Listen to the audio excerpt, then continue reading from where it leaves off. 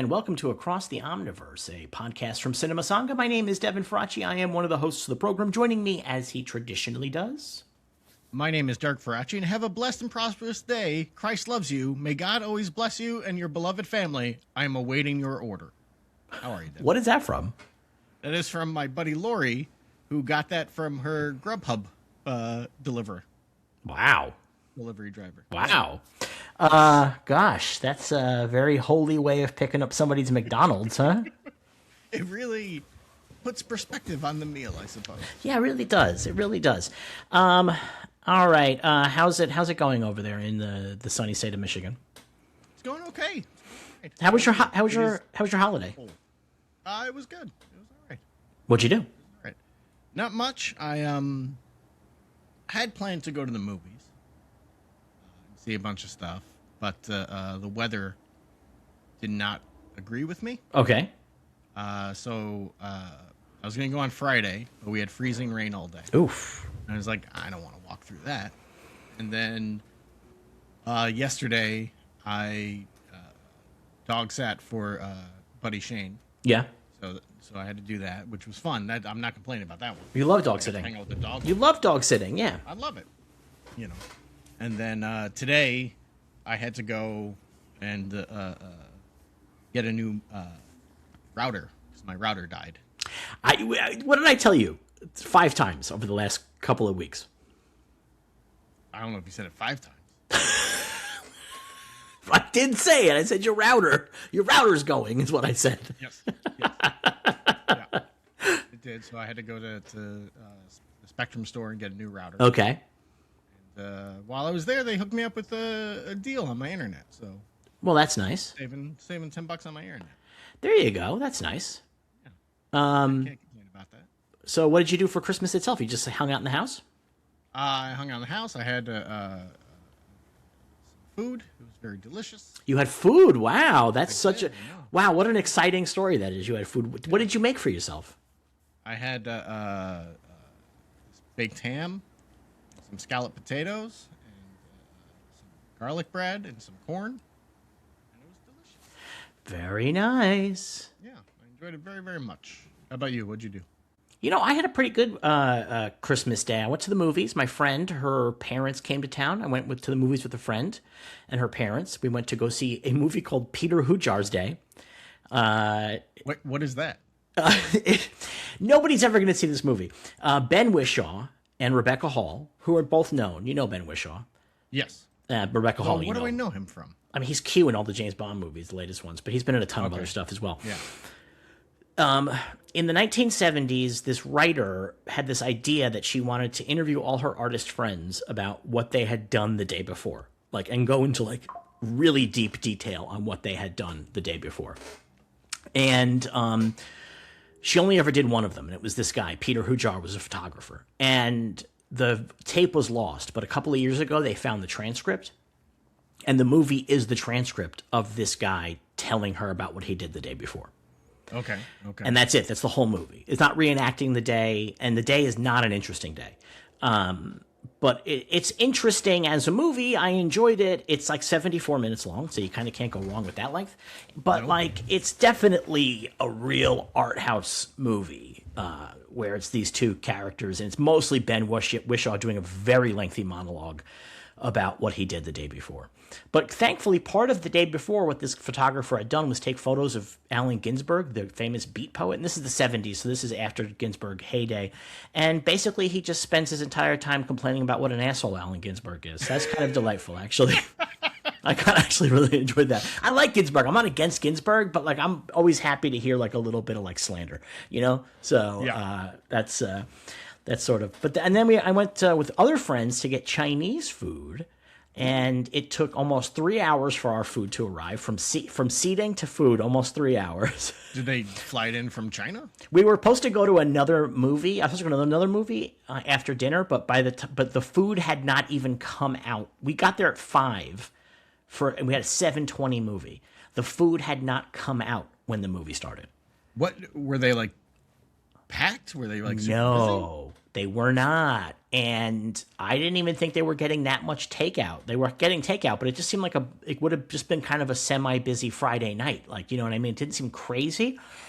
I will say this. We really had this, like, other people left the restaurant. Yeah. And when people came in, they would tell them, you know, just so you know, it's going to be at least an hour before you get even the first bite of food. And, but I will say that we had a point where we're like, do we just bail on this now? But we stuck around, and I'm glad we did because the food was great. Okay. Unfortunately, it just took forever to arrive. Although, you know, one of those things where it takes so long to arrive that it's like, is this food good? Or have I been starving? Yeah. Yeah. I imagine they had some kind of problem in the kitchen, like maybe like a power outage or something. No, like nothing. that. I just think they just were not ready for a reasonable amount of people. Because it wasn't crazy. It wasn't like it wasn't like a line out the door or whatever. And there were like while we were there was like maybe 10 delivery orders, which doesn't seem like impossible to handle to me.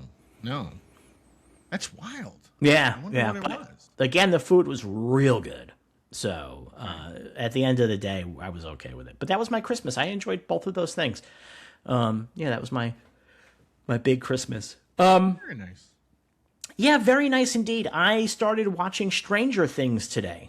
Oh, I'm sorry. I had watched the first 2 episodes of Stranger Things back when they first aired, and You got angry because there was a Thing poster. I didn't like the Thing poster. I don't believe that these kids were Thing fans and they could get their hands on a Thing poster in 1983. Just don't believe it. Do not buy it. And I ended up actually I would quitting. imagine magazines like Fangoria had. It's a movie readers. poster. Yeah, but like probably in Fangoria you could order movie posters. I don't know. I'm not really convinced. I don't remember having that availability. Getting a movie poster back in the day meant that you had to know somebody at the movie theater. I guess it did. I don't. There was you couldn't. You know what I mean? Like we had movie posters when we were kids. Here's a couple of things. We lived in New York City, which is the big piece here because they live in Hawkins, Indiana, right? We lived in New York City, which meant that we could hop a train and go into the city, and there was stuff that was available to us. But I'm sure there was mail order stuff at that time. Like There wouldn't have been the Thing. That's the thing. The Thing was a disaster. That's the whole point I'm trying to make, though. The movie was a disaster when it came out. It did not become a beloved picture for a few years. And so if they had an E.T. poster, I wouldn't complain because that movie was a hit. And they probably could have gone into the stores and bought an E.T. poster at your local Walden Books or whatever was the bookstore at the time. So I just didn't buy that. I didn't like that. If you're going to put that up as like, that has to be like character building as opposed to just like period decoration. You know what I mean? Like it indicates my problem with the show is that they don't understand the period. And actually Winona Ryder went on the record and said that she told the Duffer Brothers more than once they were getting the 80s wrong. I mean, and she would know, right? And, but then the reason why I quit originally, I actually had enough when the older brother of the kid, Will Byers, sits him down and gives him a mixtape. And it's like, this mixtape has all the good stuff on it. It has Joy Division and this and that and the Smiths. And the thing is, the Smiths, at the time when this show is set, had one single. What year was this? 83. 80, yeah, they're not. They had one single. They know. Well, here's the thing. I looked this up. I'm telling you facts right now. 83, they had one single in May. They had a second single that came out late October of that year. The show opens on November 6th, and this is a flashback to earlier than November 6th, him telling the kid that he has the Smiths. There's no planet where this kid in Hawkins, Indiana, has an import-only single from a band called The Smiths and then says to his brother, oh, it has everything, The Smiths? Like, it just, their first album didn't come out till a year later. And they didn't, I feel like they didn't hit big in the States until like 86. 86, yeah, I would say 86 Right? is when they kind of, you could say that somebody's a hip or whatever and they're importing. That's reasonable.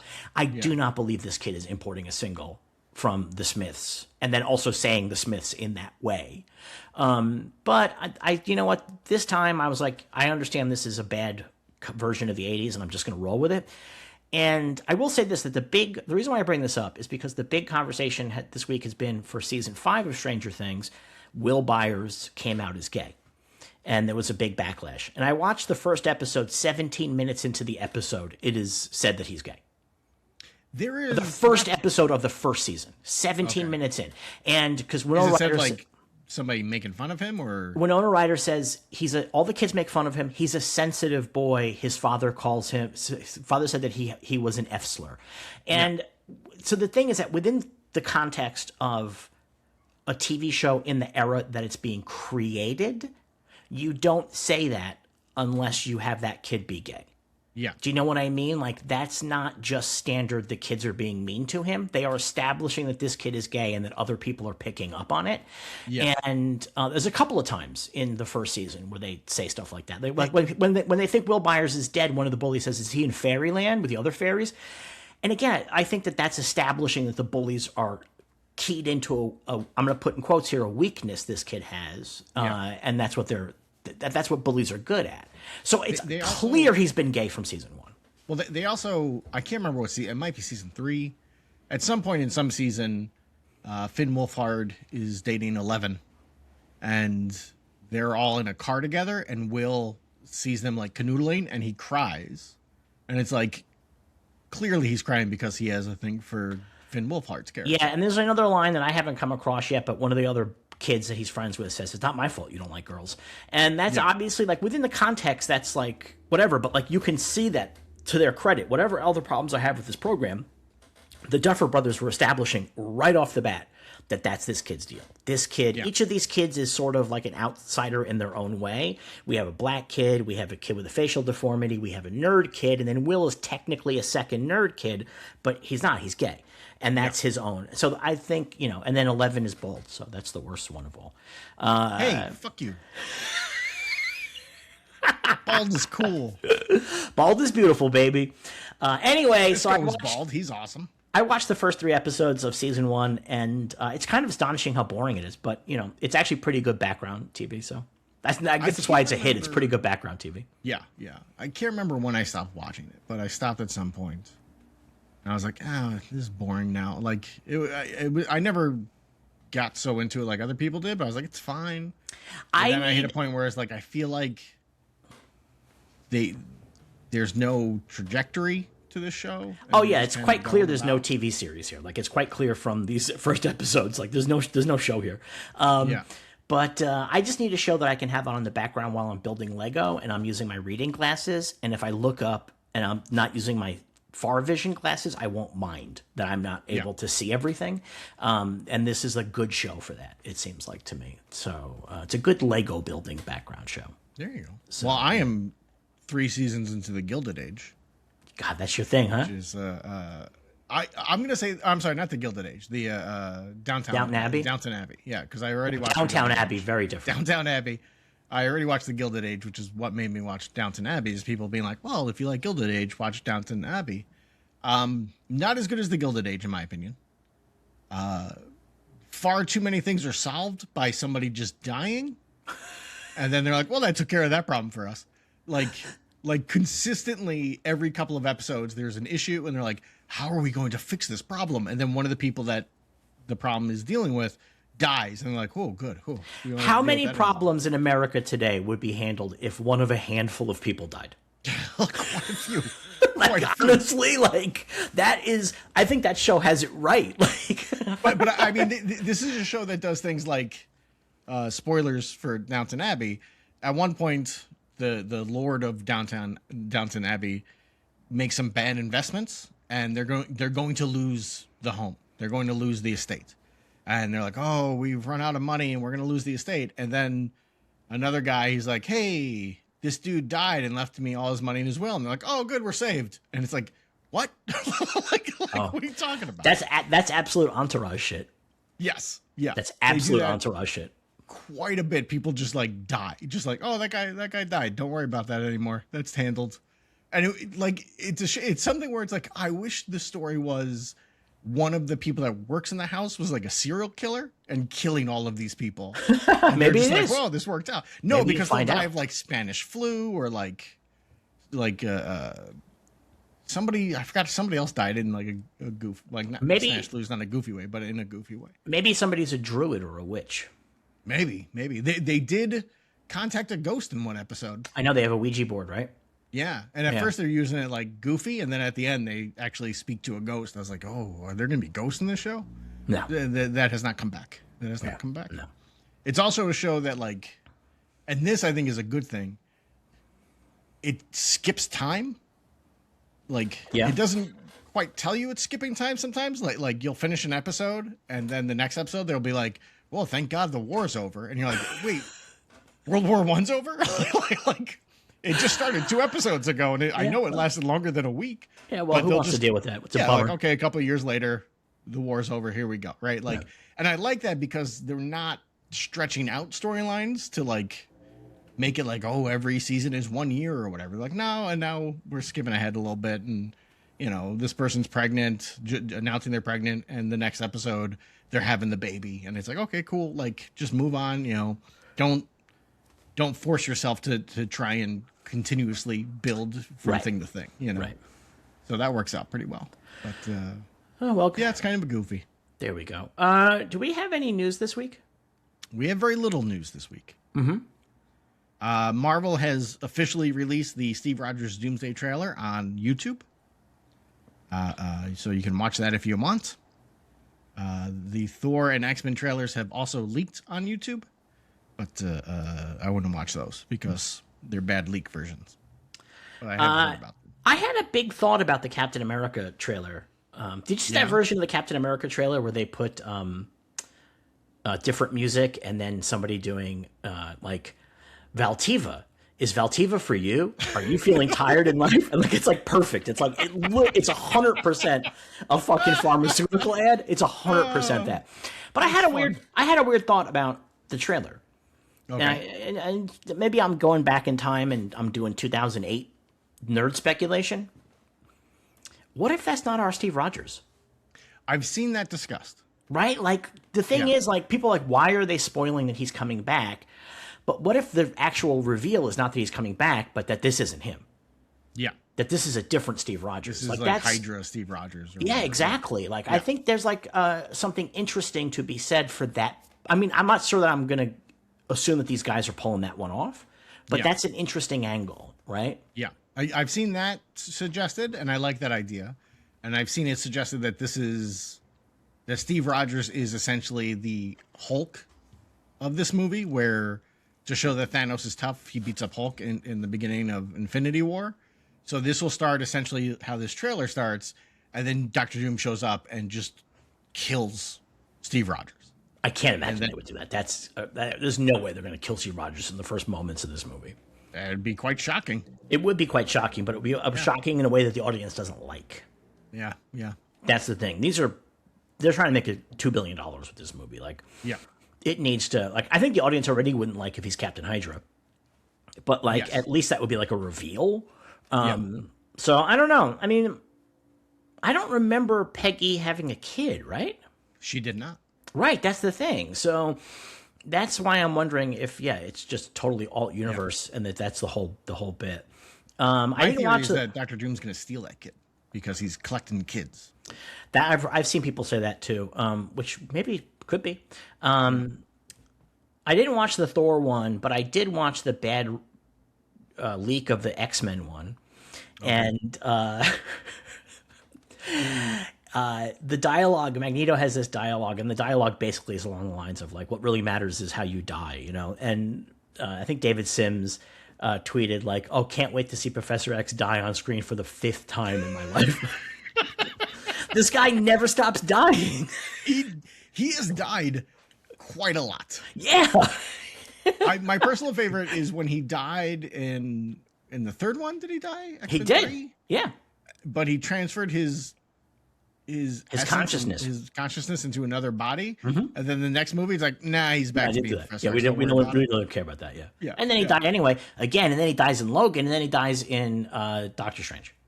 Yep, he dies a lot. He does. He's like the Kenny of the Marvel universe. He is.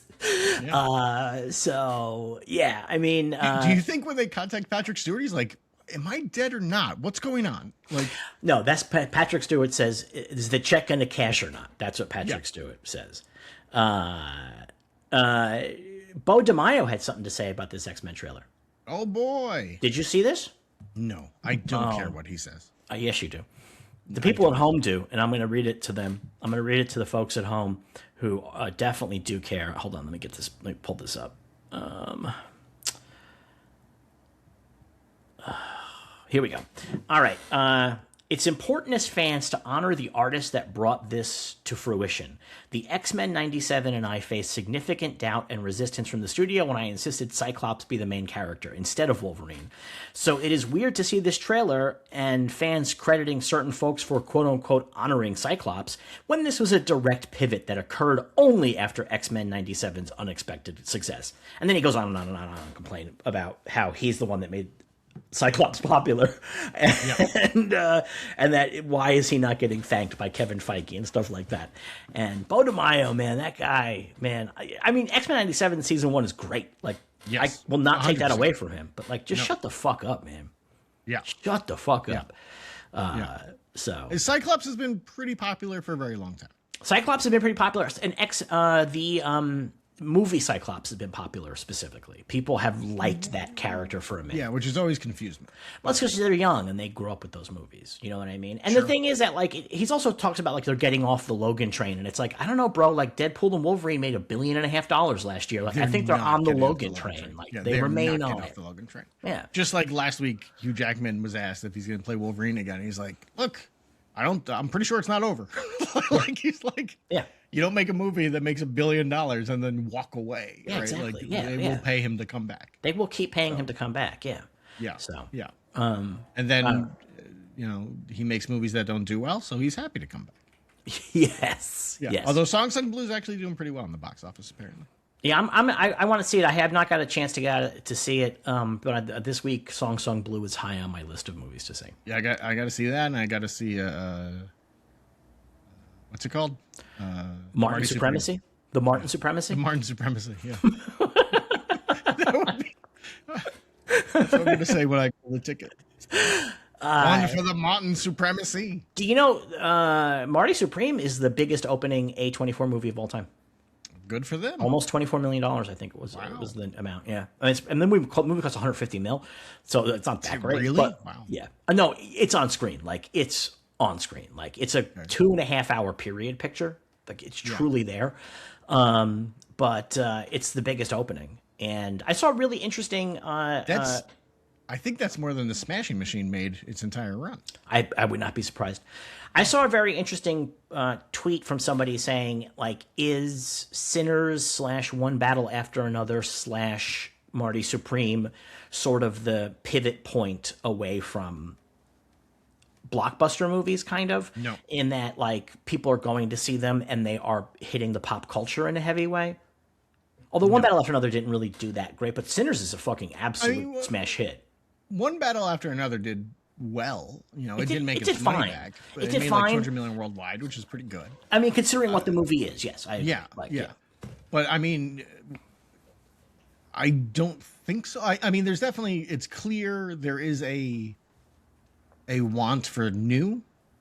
The people are a little tired of, sequels and IP stuff to a certain extent. But at the same time, I mean, One Battle After Another is based on a book, like, so that's in there, but that's a light one. That's a light IP connection.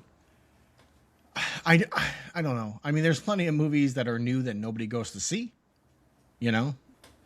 So yeah, I mean, that's always been the case, though.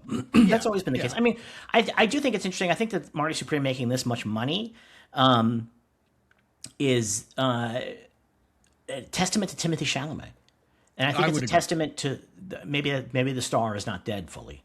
Yeah, I would agree. Like, people are going to see this movie because of Chalamet. And I think it's a young audience, too, that's going because of Chalamet. I would agree. I would agree. Yeah. And I know older audiences are very upset with him. Why? Because he keeps talking about how he wants to win an Oscar. Oh, God. For some reason, that's rude. That's not proper. Yeah, it's not. I mean, that's like, it is tacky, but like. Whatever. Like, what actor doesn't want to win an Oscar? Yeah, but you don't say it. Whatever. Fuck off. I don't know. It's like you don't go on a date and go, "Hey, my name is Devin. I'm really hoping to fuck you tonight." Like you just like Rams in Goodwill Hunting. she says, "I bet you're hoping for a good night kiss." He says, "I'm hoping for a good night laid." Oh man, but I think it's a little bit tacky. I think part of the deal is supposed to be like, oh, the nomination is amazing. I'm so happy just to be honored. but also I'm glad that he's being upfront about it. That's his generation. They're real chasers for the big money and the big accolades. They want that. But also he deserves it for this picture, frankly. Like he's amazing, but he's amazing in this picture. Yeah, so I got to see it. Yeah, you got to see it. What are you waiting on, man? I just told you it was freezing rain and take an Uber. And then get in an Uber. Well, but if I take an Uber, I want to see 2 movies, right, to make it worth the Uber. And so, like, I'd have to go see that and Song Sung Blue, and I just didn't have time. Like, freezing rain, I'm definitely not going to make some Uber driver come pick me up because I gotta go to the movies. It was. Do you know how the Uber works, right? I do, but it was really bad out. No, I get it. Really, really bad. No, I get it. But they are out there driving around. That's what they're doing. Like, yes, and I was thinking like, oh, maybe I'll go tomorrow, but tomorrow they're saying there's going to be 60-mile-an-hour winds. So just fly.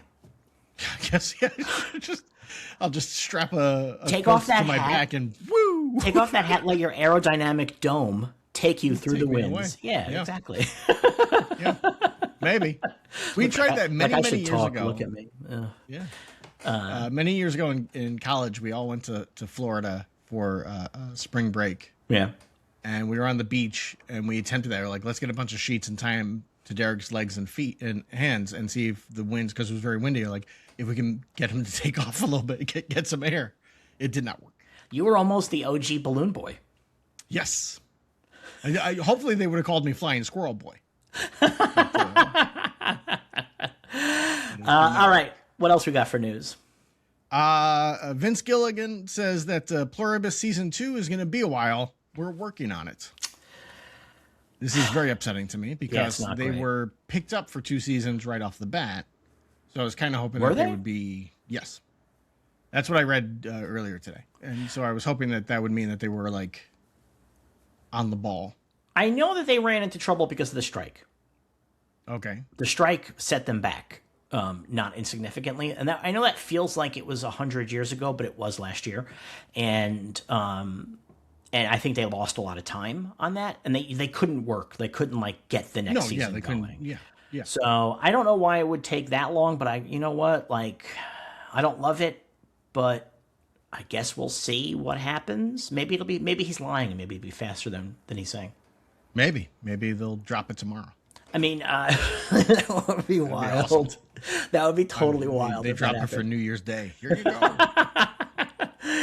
Hello, Carol. We know that you miss us. But yeah, I mean, what are you gonna do? Like, it is what it is. You just got to accept it. The thing is, the good news is that Pluribus, because it has about 3 characters in it, it will not be that hard to catch back up when it comes back in 2 years. Like, you're like, okay, I remember all 4 of these guys. Like, that's there's nobody else in the show. And they all look distinct. Yeah, they're all very distinct. Yeah, nobody looks like anyone else on the show, so it's easy to be like, okay, that's this person, that's this person.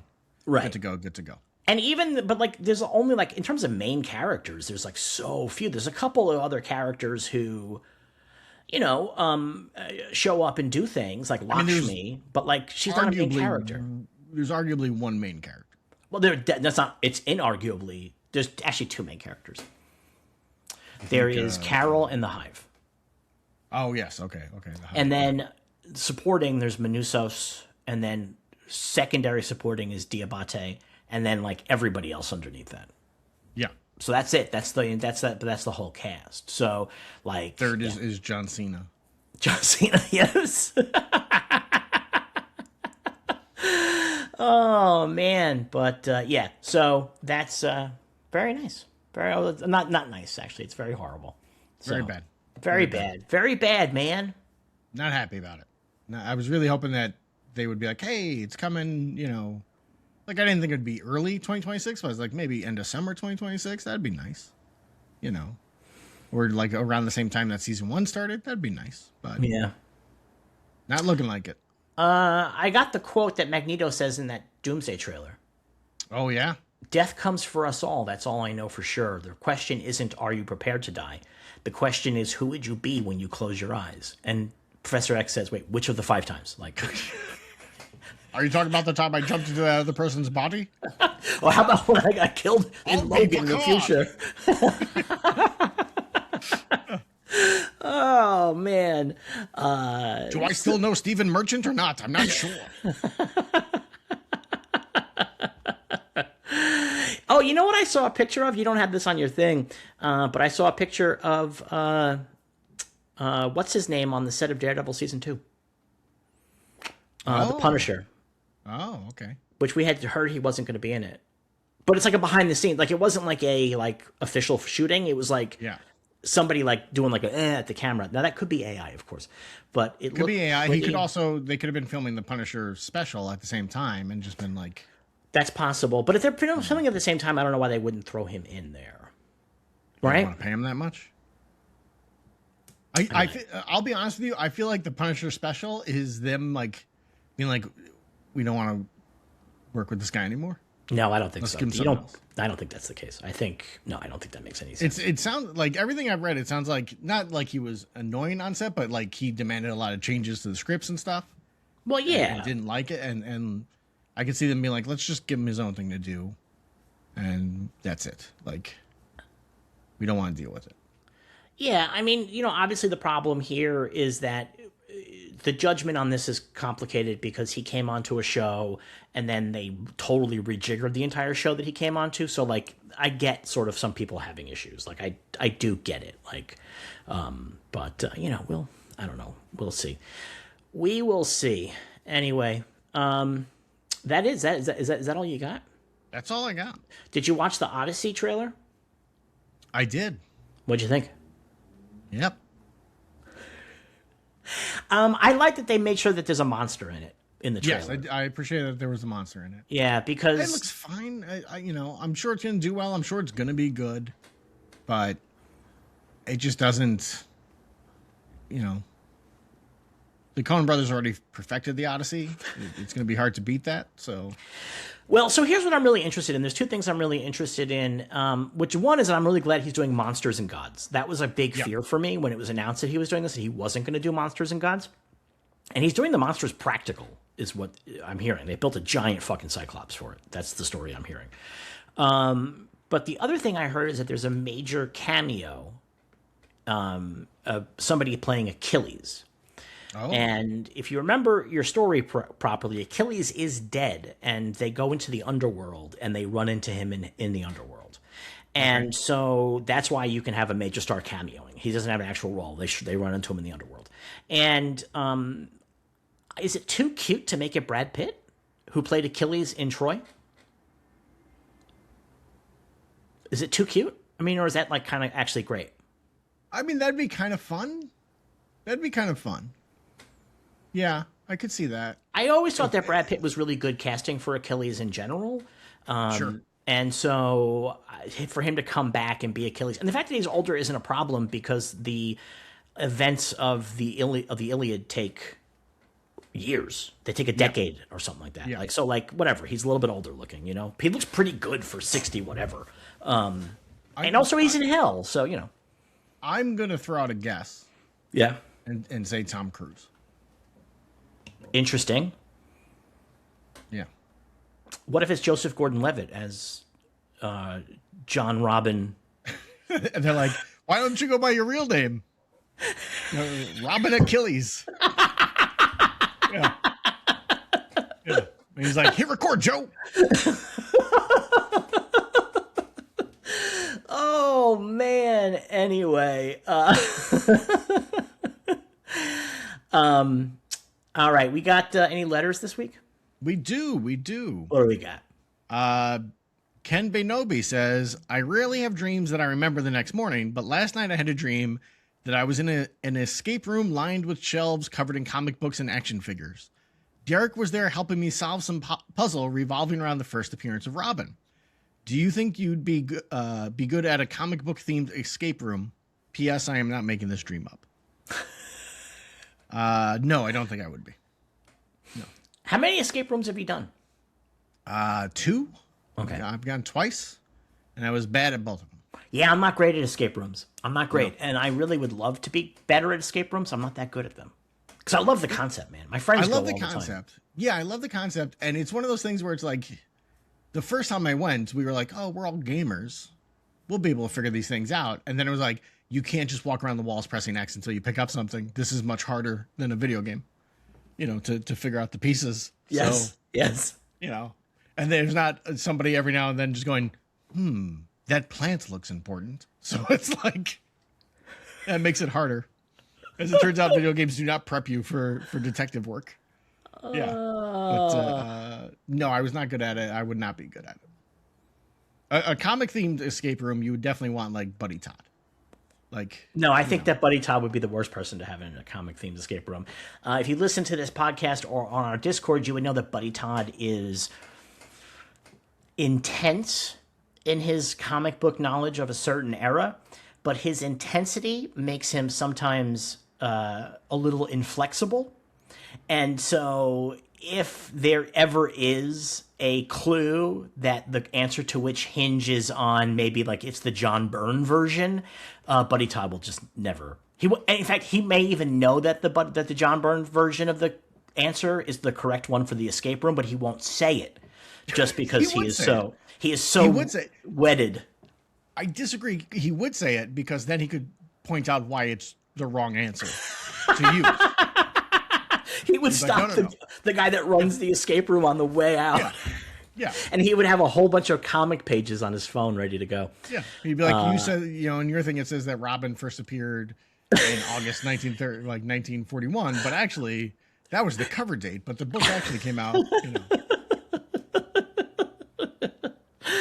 And actually, it depends on which time zone you were living in that it was released in. And Buddy Todd, we love you, obviously. He knows I love him dearly. He's the funniest man I know. Yeah. He makes me laugh every day. That sounds like true love. Yeah, he is. He's my buddy. Is he the original Buddy? No. Who's the original Buddy? I don't know. Who gets the first Buddy? But I'm saying who gets called Buddy first? Because now you have so many buddies. You have buddies, but like, is he the fan? Buddy fan? I don't remember you ever saying Buddy fan. I would say it's definitely like my friends from college, Than, Jared, Adam. But you called them Sista, Buddy, like to other people, like my buddy Than. We'd be like, "Hey, buddy, can you do me a flavor?" But I think the thing is that like how you talk about them to other people, the way that everybody listens to these podcasts now know who Buddy Shane and Buddy Todd are, and so I'm like wondering because I think you just said Than, you didn't say Buddy. It never occurred to me that I said Buddy a lot until people pointed it out on Discord that I called him Buddy and stuff. It was just how I like talk about people, so I didn't realize it. Like, it was a quirk I was not aware of. You should get Buddy Todd a Buddy Todd shirt. Do you know how like on the Batman 66, all the henchmen were like henchman shirts? He should have a shirt that says Buddy. Buddy. That's actually good merch. That is. That's better than the Buddy of the Pod one I made. Yeah, just Buddy. Just good merch. All right. What's our next letter? Robin says, obviously it's up to you to read this on the air at all. There's no question, just a little rambling. Robin, we're going to read it. Like Devin, I lost the love of my life and take any excuse to bring her up in conversation. During a recent episode of Omniverse, I was recently brought back to many years ago how I was always being told at length how Don Cheadle is the best actor. I'm sure it's why the first movie we watched was Boogie Nights. By the way, his hotel phase starts with Golden Girls spinoff Golden Palace. Ooh. We discussed a while back. We discussed what his hotel trilogy was. Oh, because Golden what was it? It was Palace. Hotel Rwanda, Hotel for Dogs. Hotel for Dogs, and we couldn't figure out a third one. Like Golden Palace. That is it. Yeah. If Derek ever changes his mind about video calls and I have spare cash, I can promise to bring up nothing other than Jimmy James, Macho Business Donkey Wrestler, and Quantum Leap, which reminds me that every holiday season I spend way too much time thinking about the Quantum Leap Christmas Carol episode and how the guy Sam prevents from committing suicide by jumping off the building was played by an actor who actually killed himself by slitting his own throat. Wow. Yes. Robin, I'm so sorry to hear about your loss. I know exactly how it feels, the fucking worst. But thank you for that bit of trivia. That's the kind of trivia that I get very excited about. Yes. That is that kind of creepy, weird, ironic stuff is the kind of stuff that I get pretty psyched about. So that's amazing. And if I remember my Quantum Leaps correctly, that's also the episode where Sam meets a young Donald Trump as a child and suggests to him that he go into the hotel business. So thanks, Sam. Thanks. Fucking Sam. Yeah. Yeah. Get the fuck out of here, Sam. God damn it. Yeah. Great work. Where was Al? Where was Ziggy on that one to be like, no. Don't do this. Yeah. Yeah. Great. They did it. I forgot which, I can't remember if it was on Kimmel or Colbert or one of the late night shows. They had a sketch they did during Trump's first term where they redo that scene and they had Scott Bakula being like, I messed it all up. I can't believe I did this. Yeah. So. Oh, man. Well, that is some difficult stuff. Yeah. All right. What's our last? But, Robin, I'm always down to talk about Jimmy James or Quantum Leap. I love there. Honestly, there's not a day that Jimmy James or Quantum Leap does not go through my brains. Yeah. News Radio and Quantum Leap. Always in my head. When, again, in college, our last year there in our apartment, a friend of a friend built a bar for us and made a sign for the front of our apartment. And the name of the bar was McNeil's, or the apartment, I guess, was McNeil's, which is after Phil Hartman's character. Wow. It was very nice. Yeah, it was great. I was cool once. Or I hung out with cool people, I guess. I was going to say, more, yeah, but I was going to say, hold on a second. Yeah. Franco says, Franco? I don't know if it's Franco or Franco. Could be either. Franco. I don't know. Maybe he's French. Franco. I was listening to the pod the other day, and I had a thought about how to help the YouTube TikTok engagement. I keep seeing this creator on TikTok who does quick comic book backstories on characters showing up in the most recent Marvel and DC movie shows with their abilities and true lore. His videos seem to do really well, and people often request character backgrounds. Is that something you'd ever consider doing alongside the shows you're watching? I feel like it could be super, super helpful for people who haven't read stuff like Watchmen or other source material and might not fully understand the lore behind the characters. It could be a cool addition to your shorts. I know. I definitely listen. Keep up the great work. So here's the thing. That's a terrific idea. And I started doing some shorts earlier this year, and I kind of fell out of it. And I don't like myself on camera. I don't love it. And this is easy because we're recording a thing anyway. So I kind of fell out of it. I want to fall back into it. I have a couple of ideas on how in the new year I can get better at doing stuff like that, because I got a really good response to it, is the thing. So it wasn't like it was a disaster. I got a pretty good response. I just got to kind of get myself there. I mean, one reason, what I have to do, I'm going to be very transparent with everybody right now. I have to either take a shower every day, or I have to record a whole bunch at one time, because a lot of times I wake up and I'm like, I don't want to make myself look okay. I just do not want to do this. I do not want to look okay. I do not care. I'm in my pajamas. I am going to just sit on the couch and write, and my hair's a disaster. I don't want to worry about it. I don't want to think about what hat to put on or what shirt to wear or where to sit in front of what. And so I need to probably just sit down once a week and just record 3 or 4 of those. That's probably what I need to do. So that's the thing, though. I don't understand how people do all this on-camera stuff all the time, because it just seems it's also really exhausting, honestly. Well, when I first got laid off last month, I was like, you know what? I'm going to make extra videos for the YouTube. And I wrote a whole script, and I spent 3 days trying to record it, and I'm a mealy-mouthed moron, and I gave up. I was like, I can't even record a 1-page script about the Flash. This is insane. I just could not do it. I could not speak well, and I gave up. So I spent 3 days on that. 3 days. It was exhausting, and it's a lot of work. The hard part was done. I had the script. I just had to. The hard part is the editing. The hard part's the editing. Which it would have been endless editing, because every sentence and then the next sentence I'd fumble over my words. I'd be like, oh.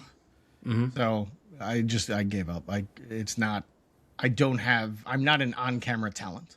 Yeah. So I think as everybody watching this can tell. Yes. Yeah. I'm just kidding. No, you're very good in this format. You're very good in this format. I just said Franco or Franco. But that's delightful, though. That's delightful right now. If you're watching a 3-minute video and every third word is mispronounced, you can be like, what is going on? This has to be AI. This, like, it's impossible for someone to be unable to speak this much. By the way, going back to Robin's letter, Yes. that I love that kind of trivia and stuff like that. That actually ties into what we're going to be doing next week on this podcast. Yeah. Yeah, next week we are going to be trying something different. We're still waiting for Wonder Man to start, and so we're trying a couple of different things in our off season. And next week we're going to be watching an episode of The Love Boat, and which I've been dying to do. If you've been listening to this podcast, you know I've been dying to do a Love Boat, and I wanted to make sure that it was sort of like connected enough to what we've been doing for years now. Even though we've rebranded the podcast as Across the Omniverse and no longer Marvel Vision, I still wanted to make it connected enough. And so we're going to do a Love Boat episode that features a actor who played a superhero. There's a few of these episodes. So we're going to be watching the first season of The Love Boat, and they're just figuring it out. And it's going to be episode 4, and it's going to be starring Bill Bixby, who played none other than the Incredible Hulk. So that's what we're going to be doing. And there is some... I already told Derek my dark trivia for this episode. Yeah. Really bummed him out. Yeah. And then I was upset because I was like, you should have saved this for the recording. I know, but I got so excited about the dark trivia, I couldn't help it. It's going to be episode 4. They don't have episode titles. There's every episode of The Love Boat has 3 stories in it. There are like 3 interweaving stories. The stories are Message from Marine, Gotcha, and Acapulco Connection. And it's got Bill Bixby, Charo, and Milton Berle. There you go. Yeah, which is like 100% why this show is so goddamn great.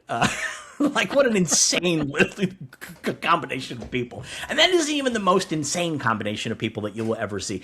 I think I told this before, there's an episode where Andy Warhol plays Andy Warhol on The Love Boat, and he does it poorly. Perfect. Yeah, so... I'm looking at other episodes from the first season. Fucking Eva Gabor, Leslie Nielsen, Al Marinaro from Happy Days, Big Al, Robert Urich are all in one episode together. That's crazy. Shecky Green is married to Florence Henderson in another episode. Sure. I'm taking a look here. We got like Pat Morita and Anson Williams from Happy Days. They ended up working on Happy Days together later. There's like is early Kathy Bates here in the first season. Bob Crane is in this episode. Wait, they worked on Happy Days late. Wasn't Pat Morita on before Happy Days? Yeah. Well, I don't know when he joined Happy Days, to tell you the truth. Pat Morita was the original Al, wasn't he? And then he he was the new owner. He started in season 3, 75. So actually, they were already working together on Happy Days. He took over. Original Al was Al Monaro, and then it was a whole Matsuo Arnold Takahashi, the new Japanese owner of Arnold's Drive-In. It's an interesting thing. I don't remember exactly. Oh, by the way, he moonlighted as a martial arts instructor on Happy Days. Sure. So that's the character, owned Arnold's and taught martial arts because he was a Japanese guy. You know what's really confusing me right now? What? Behind me, everything's at a tilt, and I don't know why. Spooky. Is my house collapsing? Spooky. Very weird. Maybe we should do a whole series where we watch Blansky's Beauties. Just 13 episodes. Blansky's Beauties is one of the Happy Days spin-offs. And much like Mork and Mindy, they set it up in Happy Days, which is set in the early 60s. They spin it off, and then the main show they spun off is set in the modern day of the time, the late 70s. So nobody felt the need to explain it. Like, just nobody needs to remotely explain it. They did that with all the spin-offs, didn't they? No, because Laverne and Shirley are set in the past, too. Are they? I thought they were set in the current day. No, Laverne and Shirley's set in the past. Do you see how those characters dress? Yeah, but I don't know. I mean, obviously, Lenny and Squiggy were like greaser guys, but I always thought that part of the idea was that they were like out of date. No. Also because the Laverne and Shirley were dressed like the late 50s, early 60s. Yeah. So it's 100%. 100%. This is the kind of stuff that I think the kids on YouTube really care about. Well, I'm really enjoying this because I'm enjoying it. I'm annoyed when I do like IMDb deep dives, and here you are. I'm doing it though. I'm doing it right now. Doing the exact thing. Yeah. Hypocrite. Yeah. Or maybe we could do Out of the Blue. That's a sitcom that aired for half a season, and it crosses over with Mork and Mindy. So the question is this actually connected to Happy Days or not? Dixie Carter is one of the main characters. So yeah. Anyway, all right. That's it. How can they possibly get their letters read on the program? They can email us at ask.cinema.sangha@gmail.com. In the subject line, put what show you want it for, Across the Omniverse or The Bad Batch. And one question per email, please. Sounds amazing.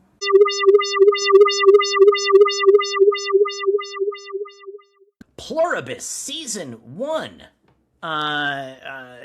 It just ended. We just finished Season 1 of Pluribus, the new show from Vince Gilligan, the creator of Breaking Bad and Better Call Saul, co-creator of Better Call Saul, and one of the original great writers from The X-Files. And it is a huge show on Apple TV+. It's their biggest show ever, right? That's the story we're being told? That's what they claim, the most watched show on Apple TV. Yeah. And apparently it's quite expensive as well. And which is, you can see, because they do insane stuff on this program. Yeah. And the premise, we're going to go full spoilers here. So if you haven't watched the show, we're going to spoil the shit out of it for you. And it's funny, talking about this show when it first started, the premise was a spoiler. Yes. Like, it was hard to talk about it at first because the premise was a spoiler. Yeah. But here's the deal. Here's what the show's about. An alien signal arrives on Earth and contains a code. The code is an RNA molecule, and scientists create it. And it ends up getting loose, and it infects the entire planet, and it makes everybody on Earth members of a hive mind. They're in constant contact. They all share consciousness, except for 13 people. And one of whom is our main character, Carol Sturka, who she writes romantasy, which is fantasy romance, and it is not one of the more prestigious genres, and she's not wild about writing romantasy, but it's huge, and it's making her rich, and she is immune. Her girlfriend, who's also her manager, does get taken over, but dies in the process of being taken over. A few 100 million people die during the course of this, not because necessarily something where they were killed by the thing, but like the nature of how you get taken over can induce heart attacks, causes plane crashes, car crashes, stuff like that. The discovery is that the hive mind does not actually know anything about where they're from. They don't have knowledge of the planet that sent the message. Yeah. But they do have a couple of biological imperatives, one of which is to spread themselves everywhere. The other one is to not harm any living thing. And more than just that, but to serve every living thing. And so what that means is that they are unbelievably nice all the time to Carol, and they will give her anything she wants at all. Anything that she can name, they will get it for her. And and she hates it. Carol is a miserable person and finds the whole thing really off-putting and hates it. And that's the basic premise. The show ends up with Carol meeting another survivor. The other survivors that she meets, all think this is pretty cool because they get whatever they want. And also world peace has been achieved. Like, there's nothing bad happening anymore on Earth. And 2, they all hate Carol because Carol, it's just discovered that if you yell at one of the hive people, all the hive people on Earth go into shock, and she kills millions of people in one episode by yelling. 3 million people, I believe. Yeah, by yelling at somebody, and like, which is like an incredible thing to have your main character do on a TV show. Like, she just offhandedly kills 3 million people. It's interesting because when that happened, I was like, well, that's going to be a lingering thing. And then it's not so much. But like it's sort of there, but like she does not carry guilt for it so much, like to the level that I would have imagined. But then I was like, I guess 3 million is such an abstract number. It's impossible to like actually comprehend. It's impossible to comprehend. And she's like, okay, well, I didn't see it. I don't know these people. It did not happen. She stopped yelling at them. She has stopped yelling at them. Yeah. She's been very good about that. Yes. That goes into some of the stuff about what the Hive is and stuff like that I do want to talk about. In the season finale, she has finally made contact with the missing survivor, Manusos from Paraguay. And he's like a real driven guy who literally drives from South America to North America to meet Carol. And he wants to save the world and probably kill everybody. He's kind of okay with that, it seems like. It's interesting because he seems okay with that, but at the same time, everywhere he goes, he leaves behind IOUs for things he takes or money. So that's he's because working on the idea of like when people come back, I don't want to have my consciousness. That's what I thought at first when he was leaving those notes for the people. So he runs a storage place, and when he was raiding the storage units for food and stuff. And I thought when he was leaving those notes that was what he was thinking. I don't think that's the case. I think he does it at the hospital too. I understand. I think the case is that he has such a rigid ideology that's his deal. He is a super rigid guy. He has a super rigid black and white morality that that this is stealing. And so thus he's the kind of guy that like would be a real pain in the ass in the post-apocalypse. He probably would do the same thing. You know what I mean? Like this. Arguably, this is a post-apocalypse, and he is a pain in the ass. But it's interesting because it is technically perhaps a post-apocalypse, but it's a post-utopian apocalypse in a lot of ways.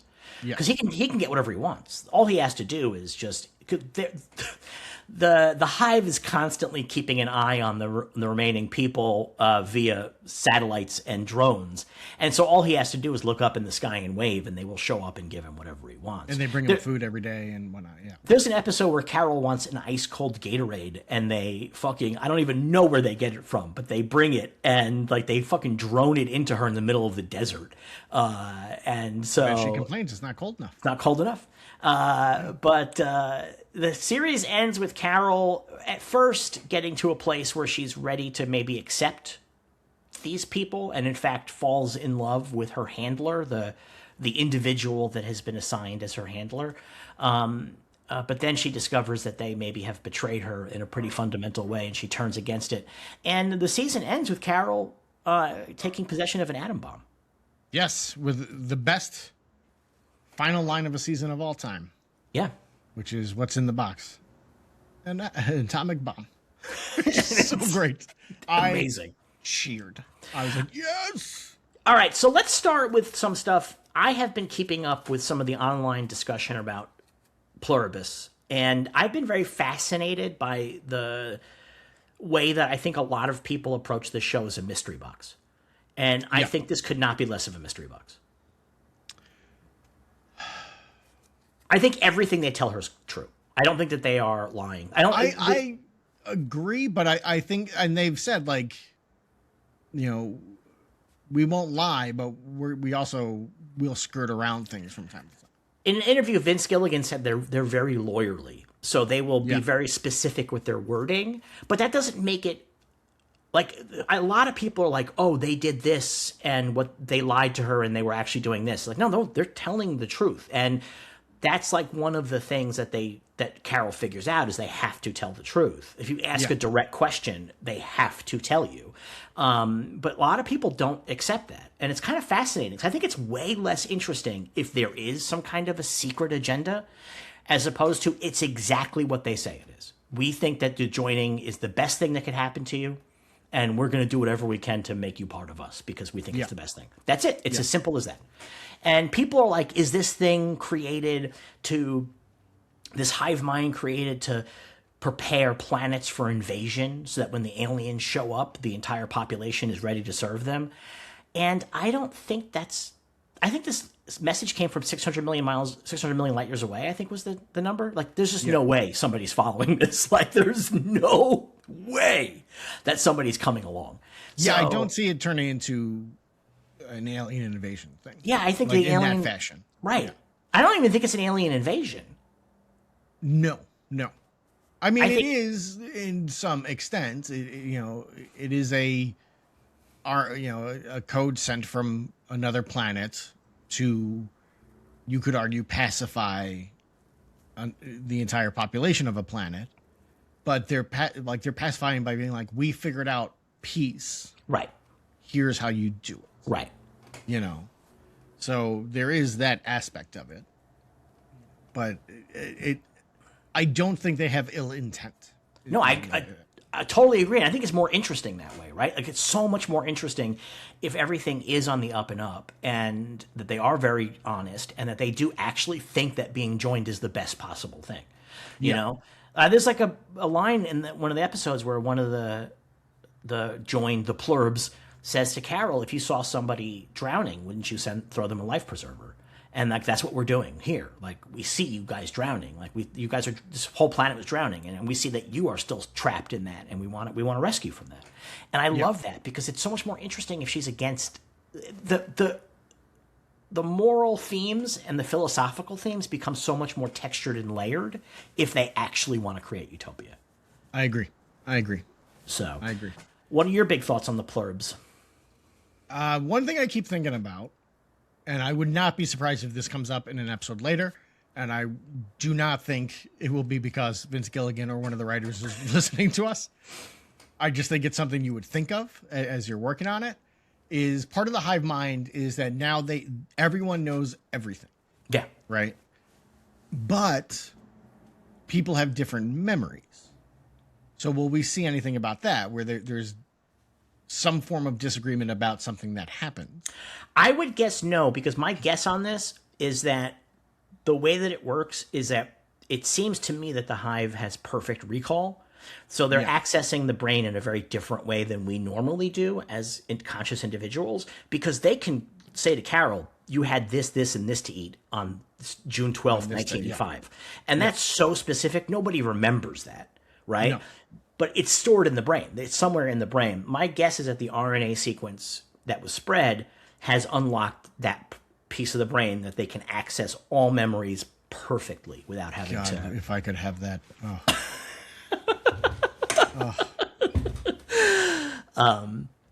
So I suspect is what's happening there. And I'm kind of curious. I also think that they don't know. They can't test on themselves. They can't, because they can't hurt anything. Yeah. Well, I mean, I don't think having like two people that are part of the hive mind and being like, okay, you both saw this, what happened? And then seeing if they have a different recollection. Because I mean, even that, it's not really clear. It doesn't seem like everyone has their own personalities anymore. No, it's just one personality. It's all one global personality. Yeah. Right. So like, it's kind of, it's a database of memories. And right. I guess they get stitched together. But like, and we also know that what one is feeling, all of them feel to a certain extent, but not completely. Well, because as Zosha tells her, like, if we were all fully aware of what every piece was feeling. But so I think that the thing that I think people get hung up on, and my explanation for how this all works, is it's the human body. And that your body has different parts or different cells that work together to make up a whole, and that whole has one consciousness. But within that whole, you don't always notice the pain in a part of your body, and your body suppresses it on purpose because your body needs to not worry about that toe right now. And so that's what's happening with them. So there's a guy, they're getting massages, and Zosha tells Carol a guy just fell off a ladder, he got impaled. And Carol's like, doesn't that really hurt? It's like, well, it would drive us crazy if we felt everything all at once. So like, we're able to like compartmentalize that. And that's the same thing here. Like when you have you hit your toe and it hurts, but you're able to go through your day without having to necessarily spend all of your time being obsessed with your injured toe. Yeah. You have a hangnail, you can deal with it. Yeah, you can deal with it. Like, and then you actually stop feeling some wounds and stuff after a while. Your body just kind of cuts it off and allows you to focus elsewhere. So, but I think looking at them as cells in a body is the correct way to do it, because there was a big question about consent and the plurbs. And so when Diabate, the guy who's like living the high life, he's having sex with them, are those individuals consenting? And I believe the answer is yes, because they all have one mind. It's that mind is consenting. I mean, for me, the consent question comes in earlier with the thing taking people over. Well, yeah, but the thing is, I think there is that it is like finding somebody on the side of the road injured and helping them. Like you don't stop and make sure that it's okay to help them. Like you just spring into action, or somebody drowning. You don't say, "Hey, would you like to be saved?" You throw the preserver. You throw the preserver. But what I'm wondering is if the people who died, because we have the people that it succeeded with, the 13 who it could not infect, Right. and the people who died during infection. Or I don't know if infection is the right word to use, but you get what I'm saying. Joining is what they say. Yeah, yeah.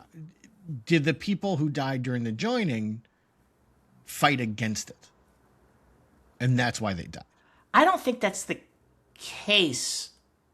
Maybe. I mean, I don't know, because there's some pretty strong-willed people in there. The mayor of Albuquerque is an individual. John Cena is an individual. Strong-willed? Who knows? We know the president died, right? We know. We actually don't know that. Yes, that's what they say when she. They first say talked that on TV. much of the executive branch died, and this individual was the closest one who was wearing a suit. I thought they they don't. said the president. Okay. They said the president, but like it's very plausible that the president died when Air Force One went down, because the pilot had his fit that like everybody had when they got joined. So I think that's very plausible. I think the mayor. I think anybody in politics is successful is reasonably strong-willed. I think John Cena is strong-willed. I think, there's no question. I mean, you can be strong-willed and still be like, yeah, this sounds cool. I'll do it. I don't think anybody got that. I think it just happened. I don't think it was a conscious. Like when we see that woman, the first person to get infected by the bunny. Yeah. I think that bunny or rat? I thought was it a rat? I forget. No, it was a bunny, wasn't it? Because there's a whole shot of a bunny later on in the season that I thought was calling back to that. But she doesn't have a moment like she just like immediately goes into the fit and then just gets joined, and so no, she doesn't. Yes, she does. No, she gets bit. She goes over to the cleanup center to clean the wounds, and then she starts having a fit. Yeah. So there's time. So I don't know. Well, that's because she's getting it in a different way than they delivered it to everybody else. They delivered it in an aerosol. They probably figured out a way to make it much faster. Chemtrails. Yeah, it is chemtrails. Yeah, they figured out a way to make it much faster. So I think that that first one, because it has to enter her bloodstream, make it through her bloodstream, get into her brain or whatever. I think that that is why that one takes a second longer than other people. But also, we don't know necessarily when that aerosol went out, per se, I guess. We see everybody kind of start freaking out at the same time, more or less. But, like, there's stuff happening on TV before it's happening in the bar that Carol's in. So and they say to her at one point, they're like, we had to do this faster than we wanted because the authorities. The military was getting, was getting involved, and it was going to be. They did something to spread it real quick. So, I mean, I imagine if they had people in every major city or whatever, that once the word went out, like, hey, in their hive mind, so the word goes out instantaneously, hey, they're onto us, release everything, the pathogens or whatever into the air. Yeah. And then it spreads across, right? Carries with the wind. But I think that is sort of a fundamental initial question, because the pluribs have like kind of a weird line in the sand, which is that they won't pick an apple. Yeah. And that's crazy to me, because apples are made to be eaten. The tree wants the apple eaten. It wants it. That's why the apple is the way that it is, because it's a seed spreading mechanism. Yeah. But somebody online pointed out that when you pick an apple, it does in fact create a tiny wound in the branch, and that tiny wound does heal up very quickly, but it is still creating a tiny wound, and that might be. But here's going to be my argument now. You ready? Somebody's still mowing the lawns. Well, so there's a couple of things going on in Pluribus that I'm just chalking up to TV production. Yeah. One of which is that Manusos's hair doesn't grow crazy long, which makes no sense. He seems like the kind of guy that cuts his own hair. I think his hair looks better than himself cutting it, I think. I don't know. He could be the kind of guy, I could do it better than you, and then learns how to do it really well. So that's like one thing, but also everybody's wearing clothes, and that sort of, I don't really understand why they're all wearing clothes. And I understand not from, because the thought process would be like, who cares, right? But also, temperatures change, you're uncomfortable. No, so I understand that. So there's two things I understand about it. One is that, like, yeah, clothing we've evolved more or less to wear clothing. Like, we have lost our layer of fur and stuff like that. And there's a lot of clothes laying around. So, like, it's wasteful. Like, that's why, like, because the initial science fiction concept is, why aren't they all wearing the same jumpsuit, right? Yeah. But that's because the clothes already exist. It's wasteful. I will say the thing, though, that about the clothes is that they put together nice outfits. They put together nice outfits, but we do see that they are not body conscious. Is that the right wording for it? Well, also, they're not losing weight the way that I feel like they would. No, that I agree with. That I agree. Because that's where you run into like a lost thing with Hurley, where it's like, what are you gonna do? Like, you can't. No, it's funny though, because the thing, I don't mind, but I think it's interesting. Again, these are all just TV production things. Because the thing is that, like, it's been 3 months or so since they took over by the end of the season, and they're all drinking the exact same stuff, and it has the exact same caloric count, and so therefore, John Cena's still huge. John Cena's still got gains. There's no way that they are giving some people extra calories to maintain weight. There's just no way. Yeah. It doesn't make any sense. Because they're super efficient. That's like their whole deal is crazy efficient. Yeah. So that's just because they want to have different body types in the show, and they don't want to have everybody look. Because I would say about probably 6 months in, I would imagine that they're probably also doing some kind of exercise regime with each of the bodies, because you want to keep the things in good working order, healthy. Yeah. By 6 months in, I think probably everybody would begin approaching excellent shape. Is my guess, like in this world where everybody shares one mind, and not even everybody shares, it's just one mind that has all these bodies. But the TV production is such that you want to have different body types in there. You don't want to have. It would have been funny if when John Cena had his cameo, they did like that Jason Momoa commercial where he's real skinny. Yeah, and it's just John Cena's big head on a little skinny body because he doesn't work out and he only gets like. From going from like 20,000 calories a day to 2,000 calories a day. And that would be actually really great. But like that's like I said, that's just TV production. Like, there's just no version of this where everybody's going to wear nice outfits. Everybody's going to have good hair. They're all doing their hair every day. Yeah, I don't mind that. I don't mind. No, I don't mind either. I'm not complaining. I just think it's like interesting to look at, because the show does invite us to pay attention to details. Sure. But in my mind, stuff like that is, again, this is essentially a utopian society to some extent. And part of a utopian society is everything looks nice. And even as a hive mind, you want to be like, well, we want to look good. We want to look pleasant. We don't want to smell. So people are showering, they're bathing. Well, I understand hygiene makes sense, but why aren't they all shaving their heads? What would that serve? You don't have to worry about it anymore. There's nothing to worry about. You don't have to. No individual has to spend time doing their hair. But I don't think they are worried about it. But they are doing their hair. Sure, but so what? Because that's not efficient. It's not an efficient use of time to do your hair. But they don't seem to be concerned about efficiency. They're super concerned about efficiency. No, they're concerned about like efficiency of like, we have to make sure this planet does not die. But they aren't concerned, like, people are not working 24/7. You know, like people have different. That's not. But that wouldn't be efficient. They don't have different positions. Anybody does anything. There was a little girl flying a plane. Working 24/7 is not efficient. They maintain good sleep schedules because that creates efficiency. That makes the body work better. They're doing good maintenance on these bodies, and so that's why they work. They're not working 24. They're not trying to work the bodies to death. Like, your body does better. But you also feel better when you look good, feel good. So but they don't have that anymore. That's not a thing for them. No. Because they still feel. They still have emotion. Do they? Yes. We know, because when they get angry at Carol, they all leave the city. They're not angry at Carol. They're not angry at Carol. They're worried that Carol's going to kill them. But the call is like, we're not angry, we're disappointed. Like That's not what it says at all. It doesn't say disappointed. It says we're not angry. We need time away. We need time away because she keeps yelling at them and killing people. And so that's why they need to give her they need space. Well, no, they do that after she gives Zosha heroin.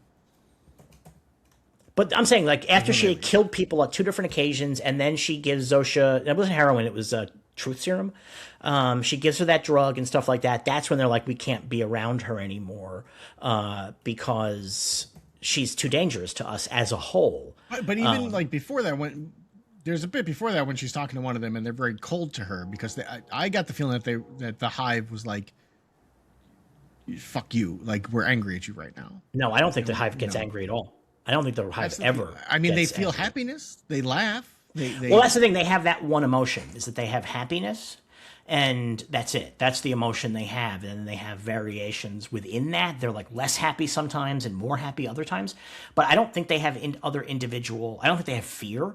I don't think that they have love in a larger cosmic sense as opposed to a romantic sense.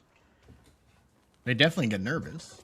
So here's my question about some of that stuff. How much of that is, again, TV production in that the actors need to present something that we can read? But that's I mean, it might be TV production, but that's something you work into the story, right? Like, okay, she's going to ask them questions they're uncomfortable answering. They have to be nervous during that because we have to so that becomes part But I would say they're not nervous. I said they're unsure. They're not sure how to answer in a way that's going to make Carol happy because that's their whole thing. They have to answer in a way that makes Carol happy. And that's why they end up in some situations where like the survivors, like what one survivor wants and another survivor wants might be at odds. And it's challenging for them because they want to make both survivors happy. And so when Carol asks them a question that answering the question will make her happy, however, the answer to the question will make her unhappy. Therefore, they are trapped in an unsure space. I don't know if they're nervous, they're unsure. Like, how do I answer this in a way that is going to minimize the unhappiness and maximize the happiness? That's my take on that, as opposed to actual nervousness. But I would say in that situation, you start to get nervous because you're like, how I need to figure out how to handle this. this. But this is a totally different kind of being. This is not us. But they're still human. They still have, they are because we know they still have feelings. They don't. They have this feeling. They have this feeling. They have happiness and love. Those are the 2 feelings they have. No, we know they have other feelings because pure and simple, if they didn't have feelings, being able to separate the essence of people dying all the time wouldn't be necessary. They'd be like, it's whatever, it's fine. Like, because we don't feel sad or anything for death. Like, I don't think that that's about less happy. I don't think it's sad. I think it's less happy. The same way that I don't get sad when my cells die. You know what I mean? Like, I don't, but the thing is that they have to disconnect from the pain of it, the physical pain of it, not the emotional pain of it, the physical pain of it. That's what they're disconnecting from. I think it's a bit of both. I mean, it never says that, and it only says the pain, the physical pain. She specifies that it's if we felt all the pain, we would, and she means physical pain because the guy got impaled, and he's going to be okay. By the way, that's the other thing. He's going to be okay. It's not even like he died, so we're definitely not dealing with emotional pain here because he's okay. It's just very. But she also says like every minute, X amount of people die, right? Yeah, like, they're just aware of it. Yeah, that's not. They're not sad about it. She said that's just a thing. Like every minute, 65,000 people die. That's just how it goes. But there's no like actual feeling, emotional feeling about it because that's the natural order of things. These human beings age and die. And I'm assuming they're continuing to make new human beings. Oh, here we go. When Zosha's having a heart attack, they start crying.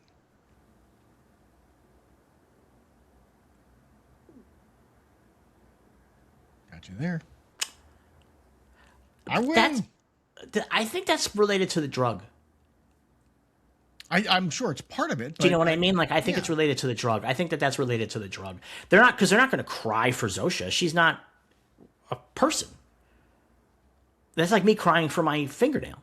Well, but I took that as it is Zosha, quote unquote Zosha, using all of them to talk to Carol because they all start crying and saying, "Carol, please stop. Carol, please stop." Like, so that to me was her using the hive mind to be like, no, because I think that you're thinking I'm dying. I think you're still thinking about it wrong because I think that there is no her. That's the problem. You keep saying her. No. Zosha. We know there no is a her. We know there is a her. How do we know that? Because Zosha's talked about it. I am the hive mind, but I am also Zosha, and that's why she's all of those in things. later episodes she starts using she her pronouns. No, she does that because Carol tells her to, and because it's really Carol hard for her. Wants it, but it's really hard for her to do. But during that conversation, that's when it comes out like no, I'm still Zosha, but I am also the hive mind. But she's Zosha, but she's also President Clinton, but she's also the guy down the street. She's all of those things. She is not any of those. She's all of them, and that's a totally different state of existence. Like, she cannot be separated. I agree, but there's nothing about that separate state of existence that means you don't have feelings. If everyone had feelings, there's no reason that everyone together would not have feelings. It has to, because the thing is that if every human feeling that human beings are having was in that hive mind, the hive mind would go crazy. And so the hive mind also must be dealing with insanity in some way, because it's not it's taking that and fixing that in some way. But also people who have heartbreak, people who are angry, the hive mind has to be able to turn that off. There's just no way around it. Or the hive mind just all feels the same thing. They all feel the same. Like when one is sad, they are all sad. When one is like, but there is no one, obviously. But like that's why like they all shut down when they get yelled at, is because one of them is feeling anxiety or nervousness or anger or whatever, and they shut down. Like, I just think that you're still talking about one of them, and it's not one of them. It's all of them at the same time. These things are happening to it all at the same time everywhere around the world. I'm using one of them to separate things so it's clearer. I'm not saying that they are one. I'm saying that, when she yells at Zosha and they all shut down, because to say when she yells at them and they shut down is confusing. I don't think it's confusing. That's the whole nature of the show. But it sounds like then I'm talking about like she yelled at a bunch of people at once. She yelled at 7 billion people at once. Yeah. 7 billion individuals at once, as they say. They call each other individuals. I am trying to simplify it so that it's understandable here. I think you are trying to make this more metaphysical. I'm talking about more story, how the story works. And for the story to work, emotion has to be part of it. And we've seen emotion is part of it. I don't understand why this is hard for you to agree with. I mean, I agree that there's two emotions, love and happiness. Those are the two emotions. But we've seen sadness. We've seen nervousness. I just don't think that we've seen those things. We have. You said we saw it. You said that they used. They're nervous because you have to play it somehow. Unsure. They're unsure. They're not nervous. They're unsure. There's a difference between being nervous and unsure. There's very different things. I think unsure leads to nervousness. And I think they're nervous when she's talking about, can I have an atomic bomb? And they're like, I think that's nervous is like, what's she going to do with that thing? It's unsure how to answer the question because they are driven to give her the atomic bomb. Yes. But they also know it's a terrible fucking idea, but they can't not do it. So they're unsure, like, oh, how do we do this? How do we word this in a way that makes her happy, but also minimizes the possibility of her vaporizing 6 million individuals? And you don't also see how herself. Nervousness plays into that. No, because I think that you're like, that's like being unsure. If I'm unsure if I should have chicken or steak tonight, or if I'm unsure that my friend is going to like this movie or that movie, I'm not nervous about it. No, I'm unsure. This isn't unsure about chicken or fish. This is, we cannot say no to her request, but her request can destroy the world. It can't destroy the world. One atomic bomb can't destroy the world. She can ask for, codes to all nuclear missiles. She could. So she could, and then I think that would be a very interesting place to take it and see how they respond to it. That's why I think the show is interesting if we take them at face value, as opposed to that they have some kind of dastardly secret plan that at face value that the things they told her that they must do make her happy. Taking that to a really big extreme becomes really interesting because how do they make that work with how they are? But I don't think that in that moment, when she says atomic bomb, they're not like saying like, oh my God, what if she asks for all the bombs? They're saying atomic bomb. How do we make her happy with her request, but also when we know it's a bad request? It's like they don't want her to be on heroin, but they offer to give her heroin. Yeah. Because they're like, well, you know what? If that'll make you happy, we don't love it. Like we're not. That's not our ideal scenarios to have you be a heroin addict per se. But if that's what you want, we know there's some pure heroin. We don't want you to do heroin in a way that's going to kill you. And so I think that there's like a lot of. I don't think uncertainty is the same thing as nervousness. I just don't think they're nervous about it. I think that they're just unsure, and I think they can be surprised too. By the way, because the thing is that they have. That's why they're so excited about the book. Yeah. because they have nothing is new for them. They know everything, and nothing will be advanced in terms of like creation, or like the knowledge will be advanced as they continue Science to try will to be advanced, but that's art is it. not. Yeah. The arts or anything else that is interesting to follow will not be advanced. And so they can be surprised, but I don't know that I just don't think that they ever get really nervous. Like they can get excited. We know they can get excited. That's a kind of happiness, though. I think that they have the entire spectrum of happiness. I think you cannot have just happiness. For happiness to work, you have to be able to feel sad as well. Well, that is I think part they go of hand in hand. That's part of the thematic question of the show, is sort of like the idea that like, can you be happy if you're not an individual? So you don't have these other, like that's the heart of the philosophical question of the program. Is this really happiness? Is what they're experiencing really happiness, or is it something else? And does happiness exist if it's not leavened with? Does peace exist if there's no such thing as conflict? Like, how can there be peace when there is no conflict? Peace is the absence of conflict, or peace is the opposite of conflict. So if conflict ends, then there's not just peace; it's just nothing. And so I think that's the philosophical, thematic element of the program that I think you're getting to there. But I do think that it's, again, much more interesting if they don't have these emotions, because they're operating from a really simple point of view, which is, we are happy, we want you to be happy, and that's it. That's the entire point of view. There's no other point of view here. There's nothing else.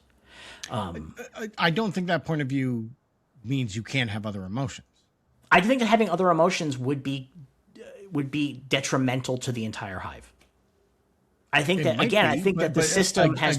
I think the show showed us that, yes, it is. When they get yelled at, they shut down. Right. Like, that is because they are feeling other emotions. But the thing is that you can't have, if they are present in every single one of the 7 billion people on Earth, that means that if a plurb gets chased by a snake, that every plurb, and it gets afraid of that, every plurb would feel afraid. But at that exact same moment, if another plurb is washing their hands and it feels good, they would all feel that at the same time too. They can't. Those emotions just no longer exist. They don't. I think that it's.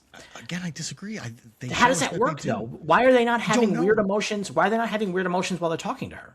I don't know. Like, oh, sorry, there's a guy in. We've seen here. Her actually. We've seen her stop and be like, okay, and move and continue. No, she's focused on something else, but she's not going like, ha ha ha ha, I'm being tickled in this other place. Like, oh, Lakshmi's tickling me or whatever. You know what I mean? Like, so I just, that's the thing. Like, that's just not how it works.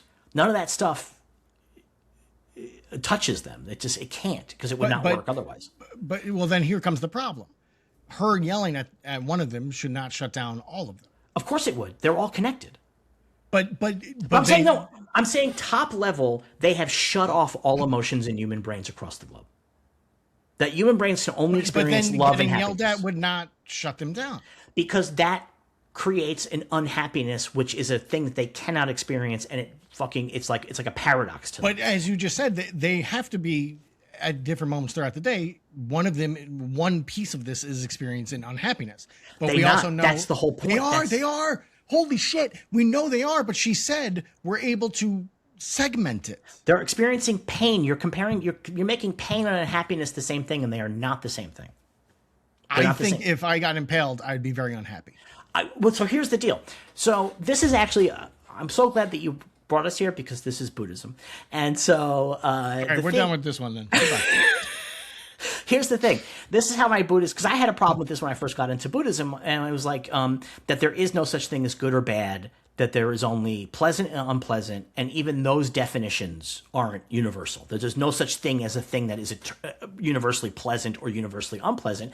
And my teacher said, if you don't like spicy foods is pain. That's what spice is, pain. Some people love that pain. Some people hate that pain. If you put spicy food in their mouth, they're going to be really unhappy. And some people put spicy food in their mouth, they're going to be really happy. So which one is correct? And the answer is that there is no correct. It just is that there's a sensation, and how we respond to that sensation depends on whether or not we find that sensation pleasant or unpleasant. This goes into sex because BDSM is a thing. And I have seen people do stuff that I am... There is a very big difference here. No, I don't think there is a big difference. That's the thing. Yes, there is. Yes, there Why? is. I'll tell you what the difference is. With something like BDSM or any kind of pain fetish, you are preparing yourself for the pain in advance. This guy was working, he fell and got impaled. Actually, you're not. That's the thing that's actually really interesting is that you're not. You can't not be. It's not like BDSM just randomly happens on the street. You're like, okay, this is what we're doing today. This is going to be part of my day. You plot that out in advance. I mean, a little bit, but within the actual thing, like if you're on a ladder, and with BDSM, if somebody goes too far, you have your safe words. Like, okay, but that's separate. Again, you're taking it the wrong direction here. Things you go on a ladder, you have to be aware of the possibility you could fall off a ladder. That's the thing. Like that has to be in your mind. Now, with the way that the hive works, it's probably a very different experience. They probably are much more impassionately no concern about it, but they're aware they could fall off that ladder at any moment. It's an awareness that it could happen. A good example, I think, is in the second episode. Carol finds a guy hanging from a box, like an electrical cherry picker box, and he's like hanging, and he's like, hey, Carol, don't worry about me. He's not afraid. There's no fear. There's nothing there. He's totally okay. And that's exactly an example that you're saying that one of them would be afraid, but there is no fear. Because it's just one. It's a molecule of a nail. There's just not. There's no fear there about it. It's as simple as that. Again, getting yelled at would not shut them all down if they felt no fear, no nervousness. If their only purpose was to spread happiness and to make everyone happy, to be confronted with the opposite of that creates a paradoxical problem within themselves. That's the shutdown. They're not unhappy. They shut down. It's a different thing. They're not like sad and moping in a corner. They shut down. And then that leads to disaster. And so within a concept of efficiency, you have to avoid being shut down because it does create a situation where you're losing bodies that you might need. And it's creating a situation where it's interrupting the workflow of what you're trying to do. And some of what they're trying to do right now, which is build the most powerful radio of all time, there's probably some very sensitive pieces of that if they shut down in the middle of it, will fuck the whole thing up. Sure, yeah. So within that, it's just about efficiency. Like, I think if they were not doing anything, I think they would be like, oh, Carol, look at what you did again. Because I think there's going to get to a point where they're not going to be any place. They're all going to be, like, at the fucking telescope or the radio. Do you know what I mean? Like, that's why they're not worried about starving to death. They have no concern about it. Well, they know that they don't have concern. They do. Since when? If they didn't have concern, they wouldn't start using dead human bodies for protein. They need the bodies right now. There's no reason for them to let themselves die at the moment, but there's going to be a point where they're not going to be able to do that anymore, and they're okay with it. Diabate is the one who wants to solve it. They're putting no effort into solving it. No, they are. They said like it takes time for us to build up the things we need in order to survive, and that's why in the interim we have to use the dead human bodies. No, it's because there's too many of them on Earth. As those bodies start starving and dying off, then they will hit a stasis point. That'll be fine. There will be a population that can be supported the way that they live. They do not need 7 billion people. No, they're okay with 6 billion and a half of those dying. They don't mind. They just do not care. Diabate cares because he has human emotions still. They don't have those human emotions anymore. They do not mind. It's just not a big deal to them. That's like me losing weight and I'm not worried about the fat cells. Like, I'm not concerned about it. Like, in fact, it's going to be better for me if those fat cells go away. And so over time, it's going to be better for them if they shed bodies in a way that they are prepared for and that works and that they can sort of like consolidate. So that's the thing. And then they'll hit a point where they have a population that's of a reasonable size, that they can keep themselves fed, and then they can also do replacement at a reasonable rate where they maintain. So they'll probably be at some point, let's say in a hypothetical 100 years from now, 700,000 people alive, if even 10,000 people alive. And they are replacing one person every time one person dies. And it's just mechanically done. Like, they just do it. And they don't care. They don't need more people. Why would they want more people? There's no purpose to it. So that's the thing. They don't care about starving to death. They don't care at all. They care about, like, being able to complete their radio right now. That's, like, their thing, spreading the RNA. But once that's done, I think they do not care anymore. So, like, everybody could die for all they care.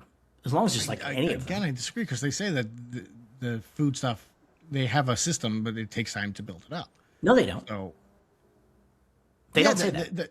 They say that using the human bodies is interim until they can get their system in place. Which is most people dying.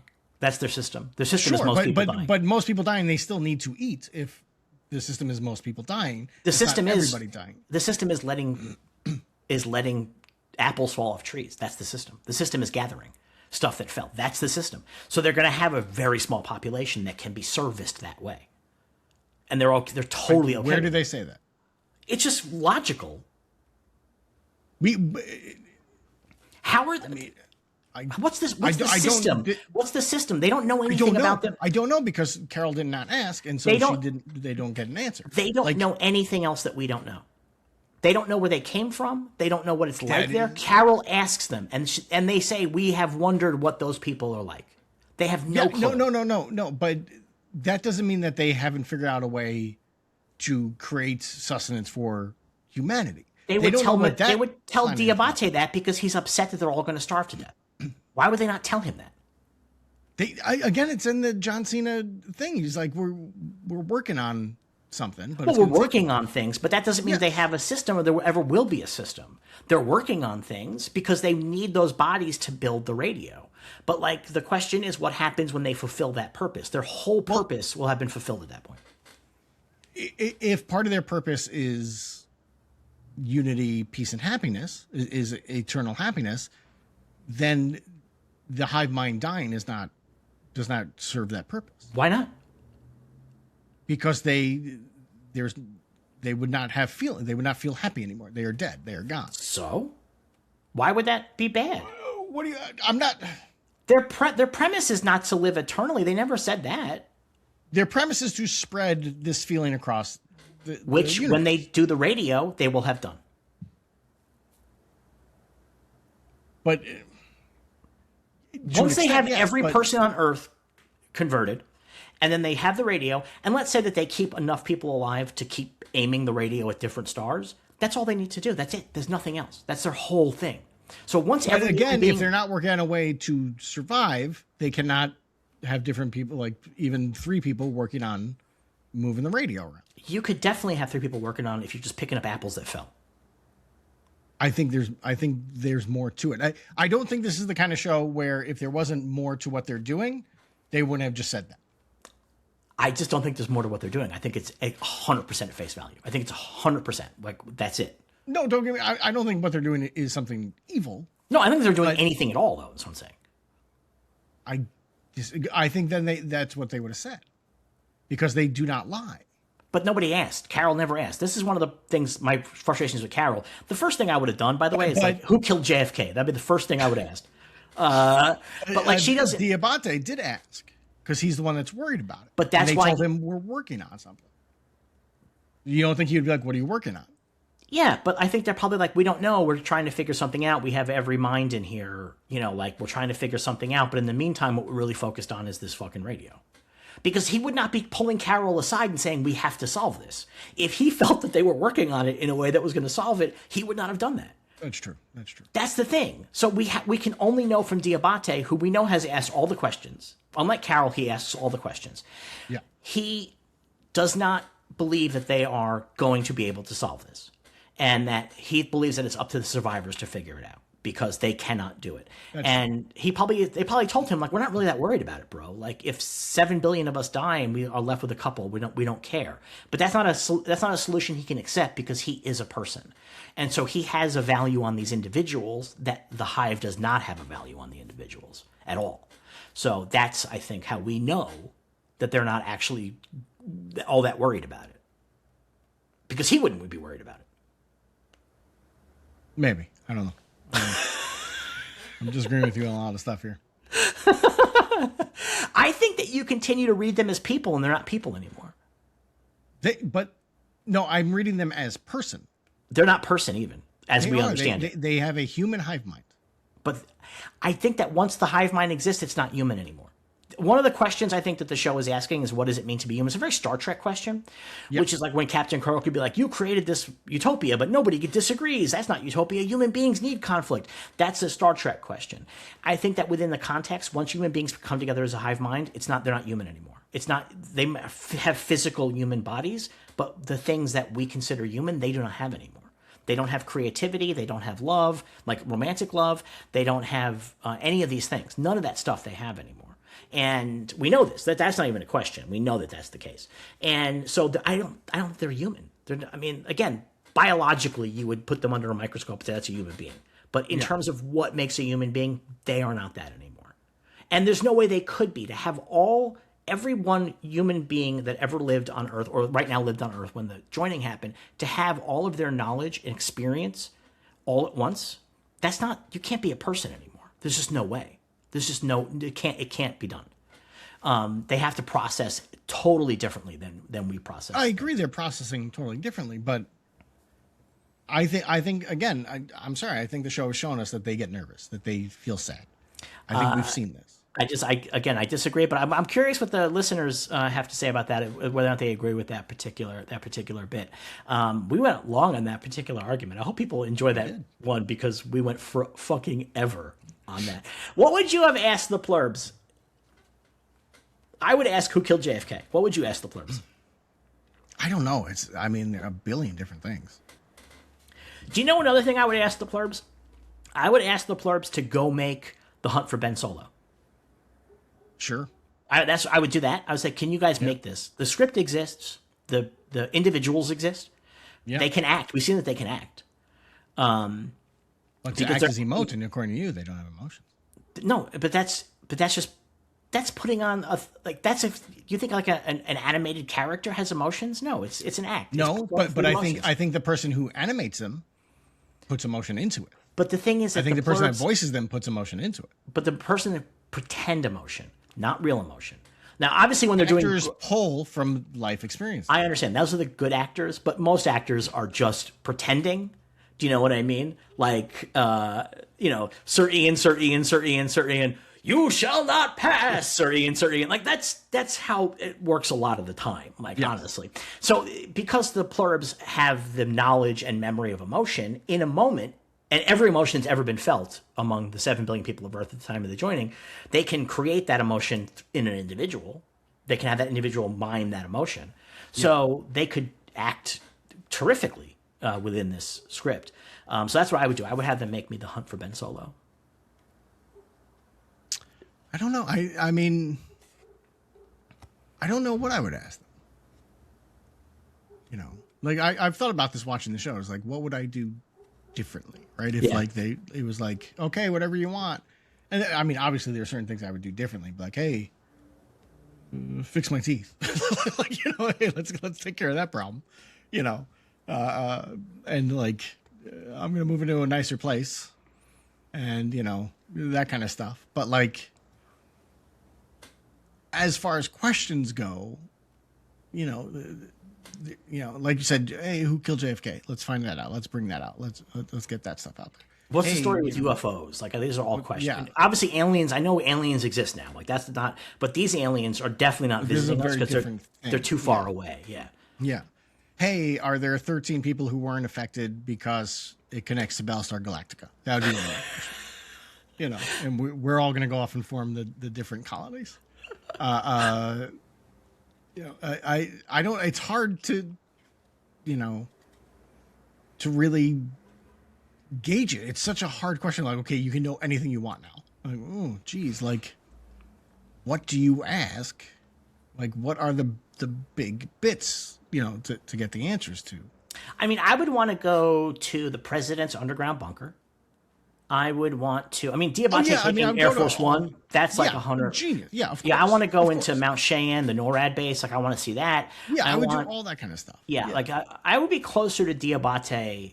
I would not be like Manusos at all. No, I would be all. I wouldn't be eating dog food. Yeah, I would not be eating dog food.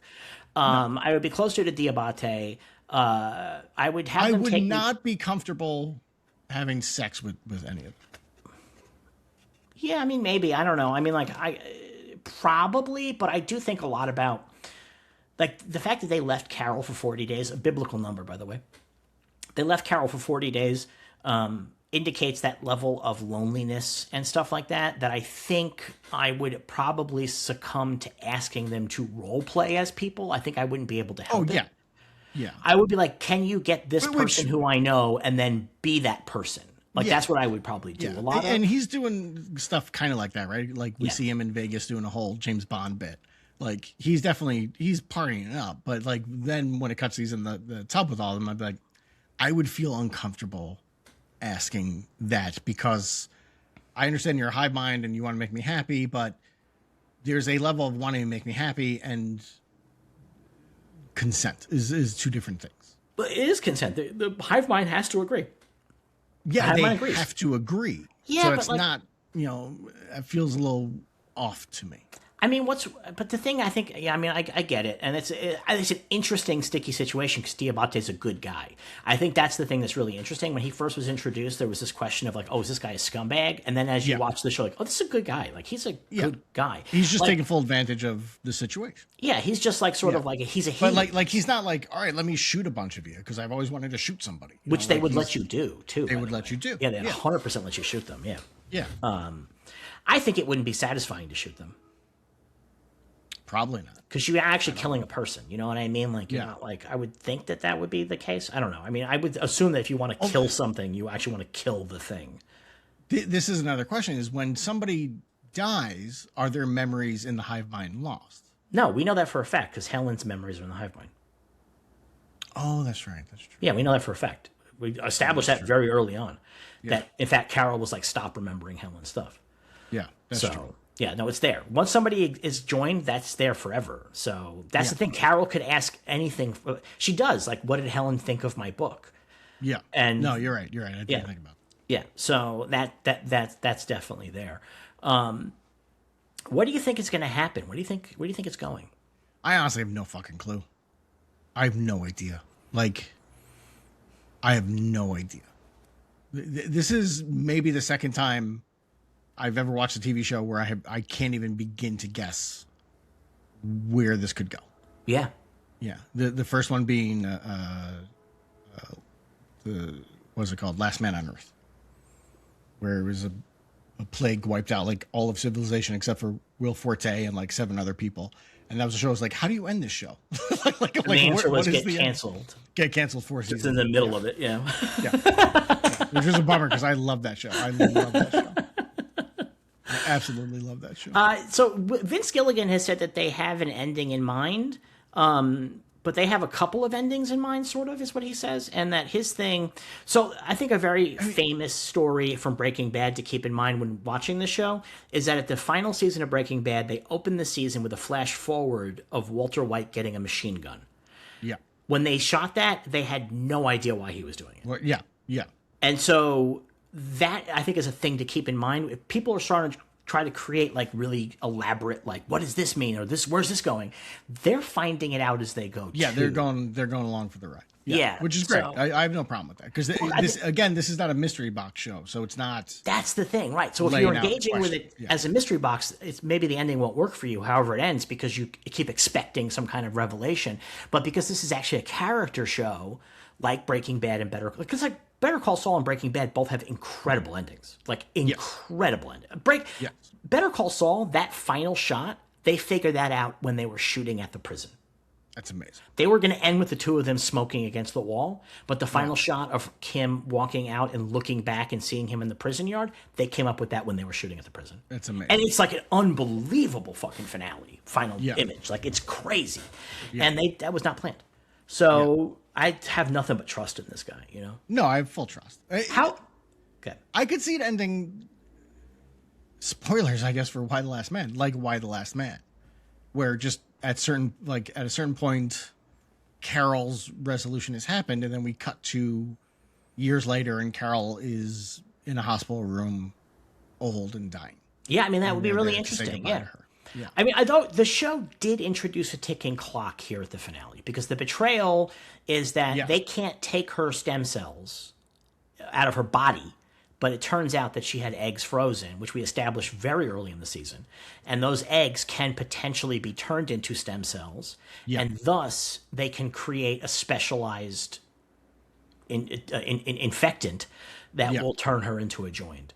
But it's interesting because to do that to her would be without her consent. No, we've already established that that's not how they consider it. But it is. That's why they wouldn't, like just tie her down and get stem cells from her spine, was because, well, you would say no. No, they can't take something from her body, but they've explained it explicitly. They consider her to be a person who is injured and in pain, and they will and they will treat that pain the way they know how, which is to join her.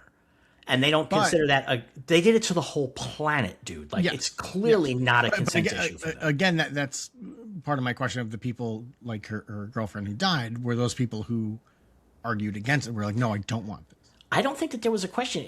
This is a genetic thing. There was an RNA thing, so it's a thing that interacts with your body on a really deep level. Like it's not like a thing that like they didn't like do like a brain thing. Like they changed your body chemistry. Yeah. So it's not like a thing you could argue against. It's a thing that just happens to you. Like you can't argue against getting a cold. You know what I mean? Like it's just you can't. Like you get a cold. Watch me. You just either you get a cold or you don't, right? And so I think it's the same thing here. There's no like inner turmoil to it. It's just like the body changes. And then the change of the body somehow allows the body's natural electrical system to operate on this radio wavelength that Manusos discovered, and that's how they're able to communicate with each other. That's how all the different individuals are connected through that one radio frequency. Because we saw him trying to jam that. Yeah. And trying to get to the guy still inside, if there is a guy still inside. Here's the thing. If you unconnected somebody from the hive mind, I think that would be worse than leaving them in there. Maybe. Imagine that you exist in this place of perfect happiness with all of humanity there with you. You're sharing this space, and then somebody yanks you out of it. And now you're back by yourself without the knowledge that you had, without the comfort that you had, without any of that stuff. It's like when Buffy comes back to life and she's like, you actually pulled me out of heaven, man. I think that's maybe a similar thing here, to have perfect connection with all beings and then to be just made individual again. Like that seems bad. That seems like a bad thing to do to somebody. And I wouldn't be surprised if that happens in season 2 or 3, that they actually do unjoin somebody and then that person fucking loses their shit. I would not be at all surprised. Sure. Because I don't think it's a good idea to unjoin them. It's like too late. That would definitely be a path in the story to explore, without a doubt. Again, I don't think they're listening to us, but it would not surprise me if they went down that path. No, I think and they're obviously setting it up because Manusos wants to unjoin them. And obviously what's going to happen is that, now that Carol has joined Manusos, joined Manusos, 10 minutes into season 2, episode 1, she's going to be back on the outs with him. A, that's how Carol is, and B, I've watched enough Vince Gilligan TV shows to know that alliances often do not last very long. No. And the thing is that Carol is somewhere between Diabate and Manusos. She has to keep bouncing between those two poles. You know what I mean? Diabate, the guy who wants to maintain his individuality but is very happy with the world as it is, and Manusos, who wants to maintain his individuality and either destroy the world or return it to the way that it was. And she has to keep bouncing between those two poles, I think. That's her character. So I would not be surprised to see some elements of attempting to get people disconnected and stuff like that. I'm curious if they can disconnect an individual.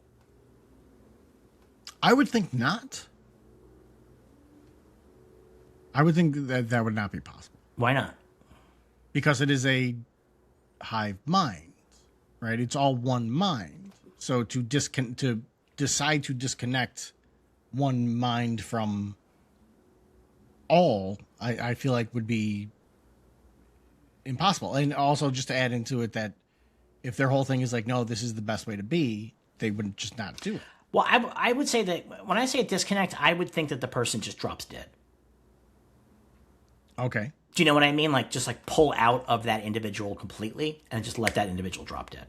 Would that not then go to what I said before? Which is what? That people like Carol's girlfriends did not want to be part of the hive mind, and so they disconnected and they died. No, I don't. No, I'm saying that I think that the shock of disconnect might just make the person drop dead. That might be the deal. Or But, like but if they're connected and the thing like in some way tells them like, hey, this is what's going on, you're going to join us, and you're like, no, no, no, no, no, and you fight against it, and then they disconnect from you, and then you die. no, I don't think that would be the case at all. No, No, I don't even know where you're getting that from, honestly. it's The idea that people are fighting against it. that some people in the connection died, and they're like, and they don't give reasoning for it. There's Well, like, I think some we've seen people enough. just didn't work and it died. She fell and hit her head. That's why she died. She fell face first and smashed her head. That is the kind of injury that kills people. Yeah, That's what killed Helen. And other people died because they had heart attacks, because we can see that there is a physical toll to the joining. We see them seizing up. Yeah. And then other people died because they were driving cars or flying planes or doing other things, And so, like in the middle of doing a thing, somebody on the table under surgery all of a sudden. which in the last episode with that girl in the village, Yeah. that they turn, right? She's one of the 13 now, go down to 12, I suppose. Yeah. They kind of lie to her. No. Why do they lie? She says, "Will it hurt?" They say no. Then, but you have a seizure. That hurts. Doesn't mean you feel it. People have seizures and don't feel it. The thing is that people have experiences I mean, that they don't. Your muscles tense, and then when you come out of it, you're going to feel like, "Oh, my muscles are sore." She's no longer that person. Like you're keeping an individual. Like that but is your again, muscles you can still feel your muscles. That's the whole point of the massage. They can still feel their muscles. Yeah, they can still feel their muscles, but that anybody who works a hard day of physical labor feels their muscles at the end of the day. Yeah, So, and it's like, oh, this hurts. it doesn't hurt. Again, hurting is a matter of how you approach it. You decide that it's unpleasant, as opposed to just going, that's how it is. It's like, again, how about this? Living in the city. For some people, the noise of living in the city is unpleasant, and they don't like it, and it's awful. And for some people, it's just how it is. Like, it's just the deal. Like, it's just, yes, I'm going to say they like it. It just is what it is. Like, there's just noise. But sore muscles is not, it is what it is. A sore muscle constrains you. There are certain things that become harder to do when you're sore. Yeah, so that individual doesn't lift things the next day or whatever. But what I'm saying is that individual doesn't want to do anything. What? That the individual with whoever has sore muscles doesn't want to do something. It isn't like the individual's going to go home and be like, oh, I can't do my thing I like to do. There's nothing that it does. It does whatever it's supposed to do, and then it goes to sleep. That's it. That's all that it does. Yeah. There's no other life for them. But again, a sore muscle hurts. Again, Whether or not you're going to do more stuff later, it's still like, oh, my shoulder hurts. Oh, my back hurts. But I guess you're continuing the individuation, which is that I can have. Oh my God, the massage. She says, "Yes, I feel the massage. It feels good." Yeah, the individual body feels that. Yeah. Yes. So when the individual body feels that, there is pain. So but she's when not she that says, body anymore. She's not that body anymore. She is that body. She's not. They are all that body. Yeah, but she's not that body. She feels everything that all the bodies are feeling. Yes. And I would think in the midst of having a seizure, it hurts. I think that, again, many people have seizures and have no knowledge or experience of it, so I don't think it hurts. I think you can be knocked out and somebody, cuts into your skull for surgery. Just because you're not awake to feel the pain doesn't mean that there's not pain. That is the entire premise of anesthesia. Sure. If the whole thing is that your nerve receptors are still connecting, right? They can't possibly. I'm not a doctor. Maybe so not. I'm not a doctor either. But here's the thing: is that if you get a bad injury, your body will go into different stages of shock and whatever. Yes. But under anesthesia, you don't. So there's got to be some element about consciousness that makes a difference, right? Consciousness has to make a difference with this stuff. And especially when you think about like local anesthesia, right? Like somebody could localize in your leg and then cut into it while you're watching it. You'd be like, oh, look at that. Well, that's crazy. Wow, that's nuts. Yeah. But you don't feel a goddamn thing. Right. Yeah. So, I mean, that's the thing. I think that you... Yeah.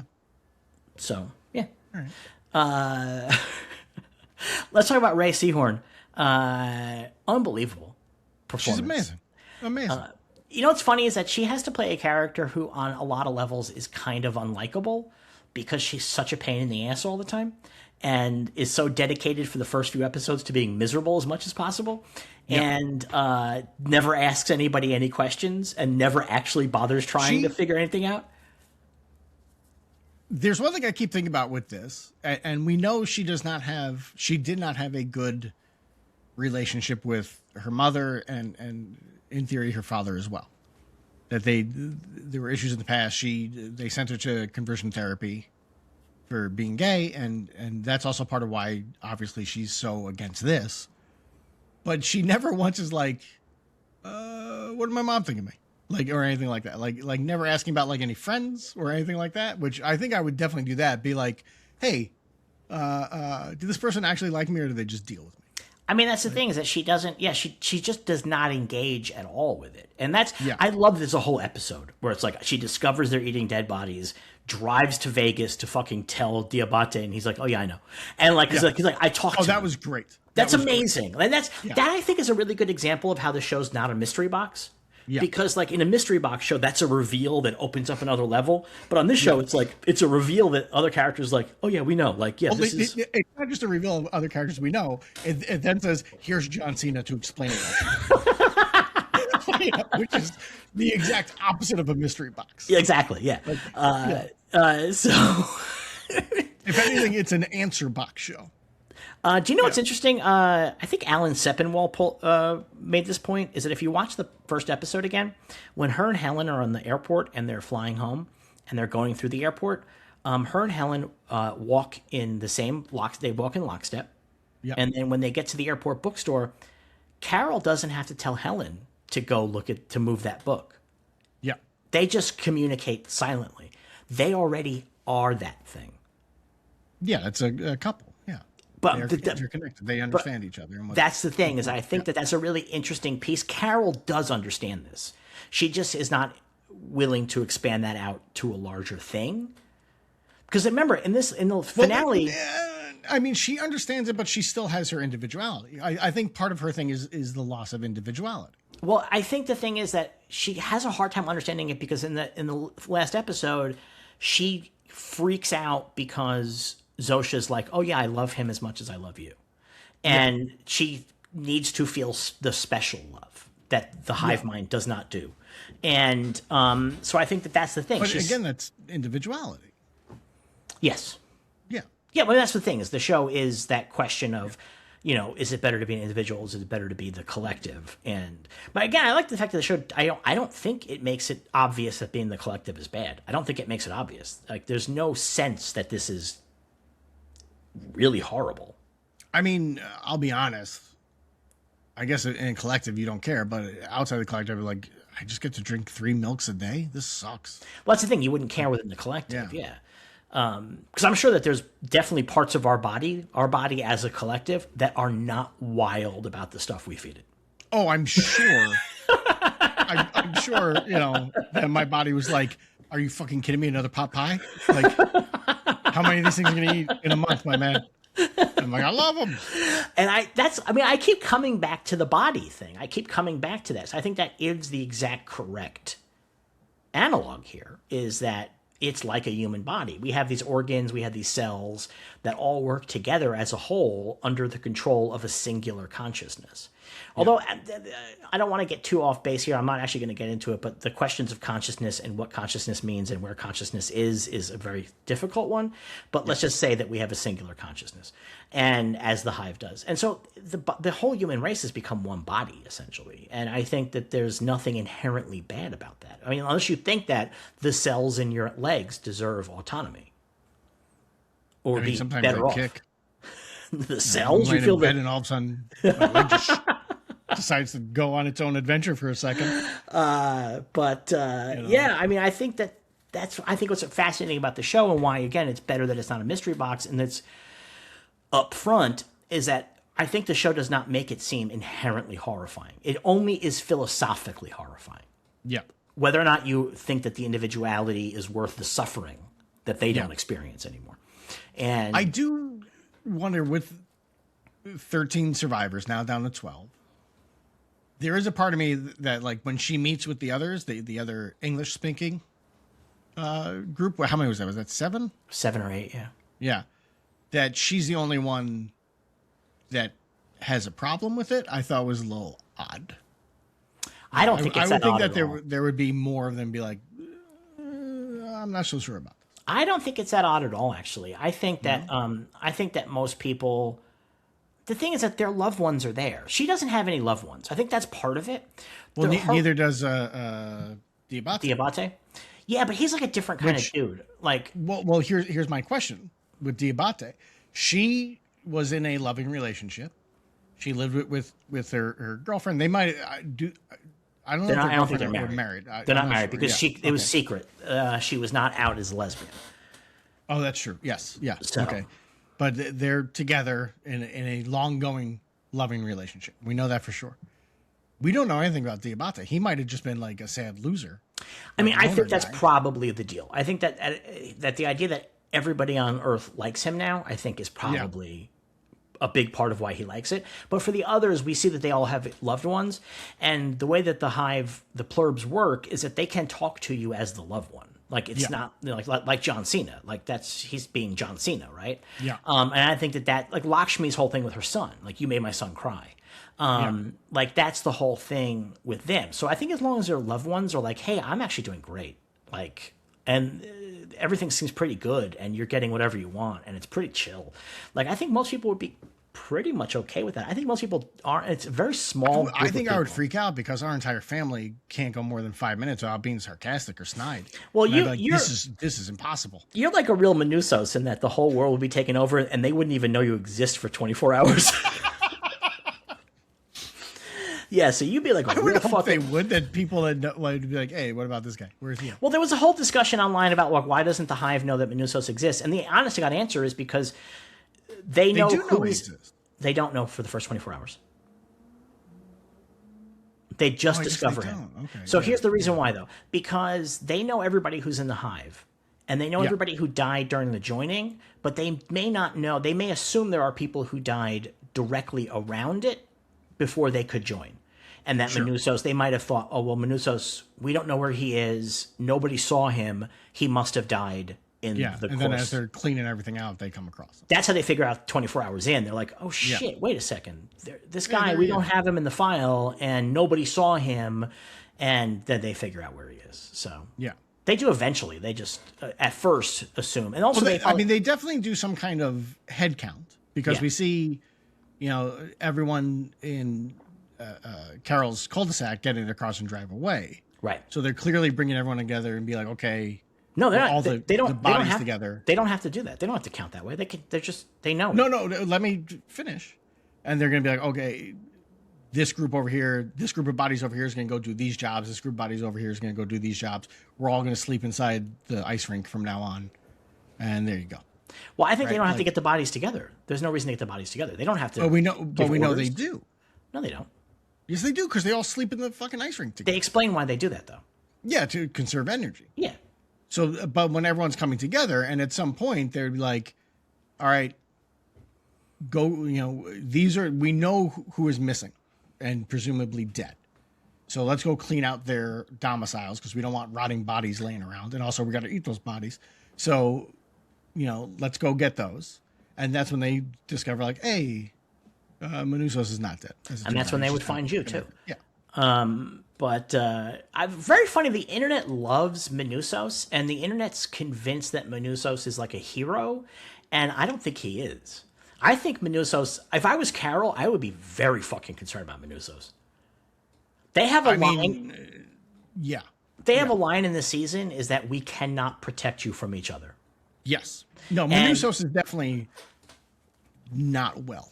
Well, and the thing is, like, when Carol is not telling him why they came back to her, and she doesn't want to tell him because if she tells him that she asked them to come back, she knows that he hates them, and then she's nervous about it. I do think that that's going to be a big thing in season 2. I think that season 2, Manusos is potentially willing to kill Carol. Like, I think that if there's going to be violence in this program, it's going to be from Manusos.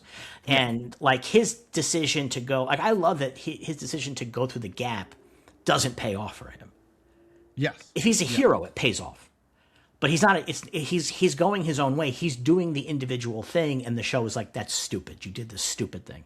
And I mean, not just the show. Like, I mean, they give him a long speech of like, look, this is a bad time to go through there. We're gonna have trouble tracking you through there. Yeah. You see all these clothes everywhere. This is from people who died trying to do what you're about to do. And they were far more prepared than you were. But the show could back up his individuality by making him conquer the gap, but he can't conquer the gap. Yeah. And so the show is saying this individuality doesn't work. And I think that that's not like the theme of the show, but I think the show is giving us both. Like, does this joining work in every situation? Does his individuality work in every situation? The answer is maybe no. And I don't think it has an answer to it. So, but I love that about it, though, that Manousos, if Manousos was the hero, like the action hero, people are like, when Manousos and Carol get together, and it's like, I don't think that you understand how this show is working out, my friends, because that guy is a lunatic. Like, that guy is out of his fucking mind. Yeah. It seems like the two characters we've seen multiple times, at least, who seem to have it the most figured out are Diabate and Lakshmi. I don't think Lakshmi has it figured out at all. Am I thinking of the wrong character? Isn't she the one with the son? Yeah, I don't think she has it figured out at all. She seems pretty chill. She's like, I'm just going to live. She's not chill. All she does is call up Carol and yell at her. Well, Carol killed 3 million people. I think it's okay to call and yell.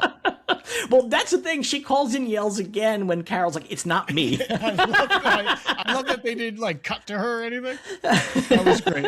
They just trust, like, you know who it is. I also think that Manousos is obviously a super fucking bad guy because he basically does torture on them. Yes. And it's like scary because he sits with the individual, asks the questions, gets the information, and then says, I'm going to do this to you right now. I want to see what happens. And they can't stop him. And there's like a level of like sociopathy in there, or like psychopathic nature in there that like, it's like wild. And also his thing that they are not humans, they're demons. Yeah. I think is the other piece that makes it pretty clear that this guy is not A-okay. I think one thing we can say for sure, his mom probably wasn't a bitch. I get the feeling that he's just really messed up. Well, I mean, maybe she was, and that's why he's messed up. But like, well, it's interesting that this guy's got problems. It's interesting they used the mom to come talk to him because if they did have a bad relationship, they would know that and they wouldn't send the mom. So maybe there's nobody else in his life they could have sent. It actually seems reasonable. This guy has no friends at all. Yeah. Like, that seems actually very fucking reasonable. So, but I like that actor. I'm really enjoying his stuff. It's just like quite clear that this guy's a fucking real problem, and and again, it's a Vince Gilligan show. It's gonna get violent at some point. I'll tell you, I thought at one point before the final episode came out that I saw a spoiler because I was on Instagram and the actor, Carlos-Manuel Vesga, for whatever reason, Instagram was like, we're going to show you some of his posts. I guess because I was liking posts from like Rhea Seehorn and whatnot. Yeah. Ray Seehorn. Panache left comments saying that he was going to get mad at us if... well, get mad. What show are you listening to? Come on. It's Ray? I've seen interviews with her where they call her Rhea. They are saying it wrong. It's Ray. Listen to the other people involved in the show talking about it. It's Ray. Is it? Okay. Well, Ray Seehorn. I'm not going to argue. But it was his Instagram, and it was a picture of him and the guy that plays Diabate together. And they were like just hanging out on set, like smiling. And I was like, oh, I guess they're all going to meet in the season finale.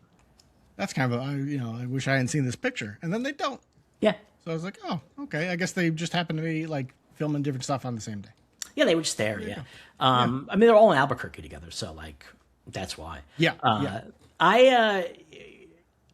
The show has many emotional moments, but I got to tell you, no moment in this show hit me emotionally the same way as when Diabate tells Carol that the survivors have a weekly Zoom and she's not invited. Like, the idea that every living person on Earth does not want to be involved with you, that is so fucking heavy. That is There's no homers. That is crazy. And because at this point, the Pluribus have also distanced from her. So there's not a living human being or human being alike. When an entire city moves the fuck out, you got to be like, I might be a piece of shit. I might be a real problem. I mean, she does change her ways, right? I mean, that's the thing. She does. And it's so funny, like, when at the episode when she has them come back and she runs out and hugs Zosha, people on Reddit were like, oh, this is her plan. She's pretending. And it's like, no, she's man. clearly distraught. Yeah, because you cannot live by yourself for 40 days. You can't. In fact, many international, you have contact with human beings. Yeah, I do. Like, it's whether it be the internet or whatever. I'd be willing to try it. The thing is that solitary confinement is considered torture. Yes. Like, it's considered torture. So, like, she was being tortured for 40 days, like, just out of control. And so she was not faking that. There's no way that you fake that. Like, and then she gave in. She gave in. Like, the next episode, she's like, okay, let's do it. Let's take a round the world vacation. Like, But I do like that. She paints the thing on the ground, says, "Please come back." And then Zosha comes and she hugs her. And I do like that there is a part of Carol's pride that's like, can you guys get rid of what I put on the ground? So I don't want to admit that I broke. Do you know what I like? I like that does work, but I also like that it has to be gone for when Manousos gets there. Yes. Plot-wise, it has to go. And that it works on a character level is so great. Oh, it's great. I think that's amazing. I love when stuff works like that. Because, if he showed up and that was still written on the ground, like, this whole premise about, like, why did they come back is he knows it as soon as he gets there. So I do love that. But, it is character. She wants that reminder gone. She wants it away. I would not live in my house, I think. She's got a real nice house. She does have a nice house. I definitely would not. I don't think I would have buried my girlfriend in the backyard. That's a little creepy. But she starts doing it on her own, I guess, right? So yeah, I mean, she's like in that shock phase. Things are pretty fucked up. Yeah, and also that's what people used to do. Yeah, that doesn't. And then we stopped. We're like, this is weird. Like, we can't just have, bodies in the backyard. So I disagree. I think that's actually something we should be doing. I think that having the remains of our loved ones nearby. I think we should all just be cremated, personally. But so I think there's a couple of reasons why we don't do that anymore. One of which is that urbanization makes it challenging. And then another reason is that we don't live one place anymore. Yeah, Once upon a time. You would bury them in the backyard because that's where you're going to be for the next 3 generations, right? Yeah. That doesn't exist anymore. And then also because of the nature of how embalming changed our understanding of death, because they began embalming during the Civil War because they needed to get the bodies back. Ship them back. Yeah. But once upon a time, you would just bury them where they fell. That's how that used to work in war. But they started shipping them back. And then once that happened, once that embalming happened, all of a sudden everything about death changed, like fundamentally on a social level. So it's kind of fascinating. But I do think the fact that we don't move around anymore, I'm sorry, that we did not move around back then is a really big piece of it. You have your land and it would be just for generations. With the bodies. Yeah, exactly. And now it's like I live here, but like when I die, my kids aren't going to get it. They're going to sell it or whatever. It's so different. Which, by the way, I was reading about this the other day. That is one of the biggest detriments to generational wealth today is that people, when their parents die or whatever and they have a house, people tend to sell the house. Yep. And then go buy a different house. And it's like, no, you're supposed to keep that house because it's paid off. And then you can build wealth that way. But we don't do that anymore. I would also say that probably one of the other detriments is probably the fact that we do move away. Like, I think that we're really, like, ideally you would stay. I mean, obviously, ideally, whatever. But like as human society worked for most of history, you would stay fairly close to your family, if not in your family home, and have that support network that would allow you to not have to spend every fucking dime on survival, which is what we have now. And so, but now because people move away, people don't want to be near their parents. They don't want to be near the rest of their family. We now all these individual units. Which, by the way, ties into this fucking show because we have sought individuality within this country at the dissolution of community, and the Western world at least, right? The Western world, I would say, the Eastern world. Although whatever happens in the Western world spreads, but but it's not to the extent of like America. No, like in America, like people are like writing articles like children are living at home. What's gone wrong? And if you went back in time 150 years, people were like, well, I mean, nothing. Like that's, of course. Yeah, of course. What are they supposed to do? Yeah. Yeah. Like you get married. In our family, it's shocking if two of us live in the same state. It's like, oh, shit. Exactly. Yeah. So, but I think that ties back though to the premise of the show, which is what is it? What is it? Is it the community or is it the individual? Is it the group or the solo? And there's arguments for both, and I think that's one of the things I love. Is there stuff you wanted to say about this program before we wrap it up? I really want to know if this is in the same universe as Breaking Bad and Better Call Saul, or if it's a separate universe and they can reference Breaking Bad and Better Call Saul. I keep waiting. I think there were Easter eggs in this season. So here's what you know what the Easter egg is that the bar, it's not really an Easter egg. This is just the way it worked out. The bar that they're at when the joining happens, that's the bar where, Breaking Bad fans had a wake for Walter White, and two doors down from that bar is a plaque in the wall that's dedicated to Walter White. And Vince Gilligan said they had to shoot around it because he didn't want to have it in any of the shots because it was too cute. Yeah. But also there wouldn't be a plaque to Walter White in that universe. Walter White. And I thought that in the first episode when they're in the airport, I was like, they're going to walk by the Breaking Bad statue that's in the airport, and they don't. And that's where I was like, this could be that world. At some point, Saul Goodman could just walk by as part of the hive mind because nobody's going to be in prisons anymore. Why would they? Right? So there's nobody in prison. Yeah. I will say that the one Jesse could just go past them and not say bitch, and they'd be like, oh my God, the hive mind, he doesn't say bitch anymore. I will say that the one big connection is that we see Wayfarer Airlines, and Wayfarer Airlines is the airline where the big crash that happened in Breaking Bad, that was a Wayfarer Airlines jet. And so Wayfarer Airlines is in Pluribus. We do see it. So that is technically a crossover. It's unclear what that means or not. I mean, I would love to kind of have that fun bit in there too, but I mean, I'm not gonna be upset if it's never referenced or anything. Like I'm not gonna be angry if the show ends and there's no definitive answer to whether or not Breaking Bad and Better Call Saul happened in this universe or not. Right. Like it's fine, but it's just something I keep thinking about. And like that too, like I definitely wonder on the production standpoint, have they how much time have they put into Diabate, he's got this whole thing. Surely he would be, asking for specific actors and stuff. Oh yeah. So do we try and do that, or are we just not? And they chose. I mean, I think the John Cena. I think the John Cena of it all is. But I'm saying like when he's doing the James Bond thing, I think that would rob the John Cena bit.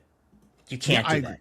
You know what I mean? I agree. And also budget wise, you can't be like, give me, Daniel Craig and I mean, you could Sydney Sweeney. If you're friends with those people, and I think that if you're Vince Gilligan and they're fans, I think that they're willing to. Do you hear him? I do. He wants to go out. Hold on 1 second. Son of a bitch. I'm right about everything I said about feelings. Just so you all know, I'm 100% correct. Trust. All right, there we go. He's been freed from the room. What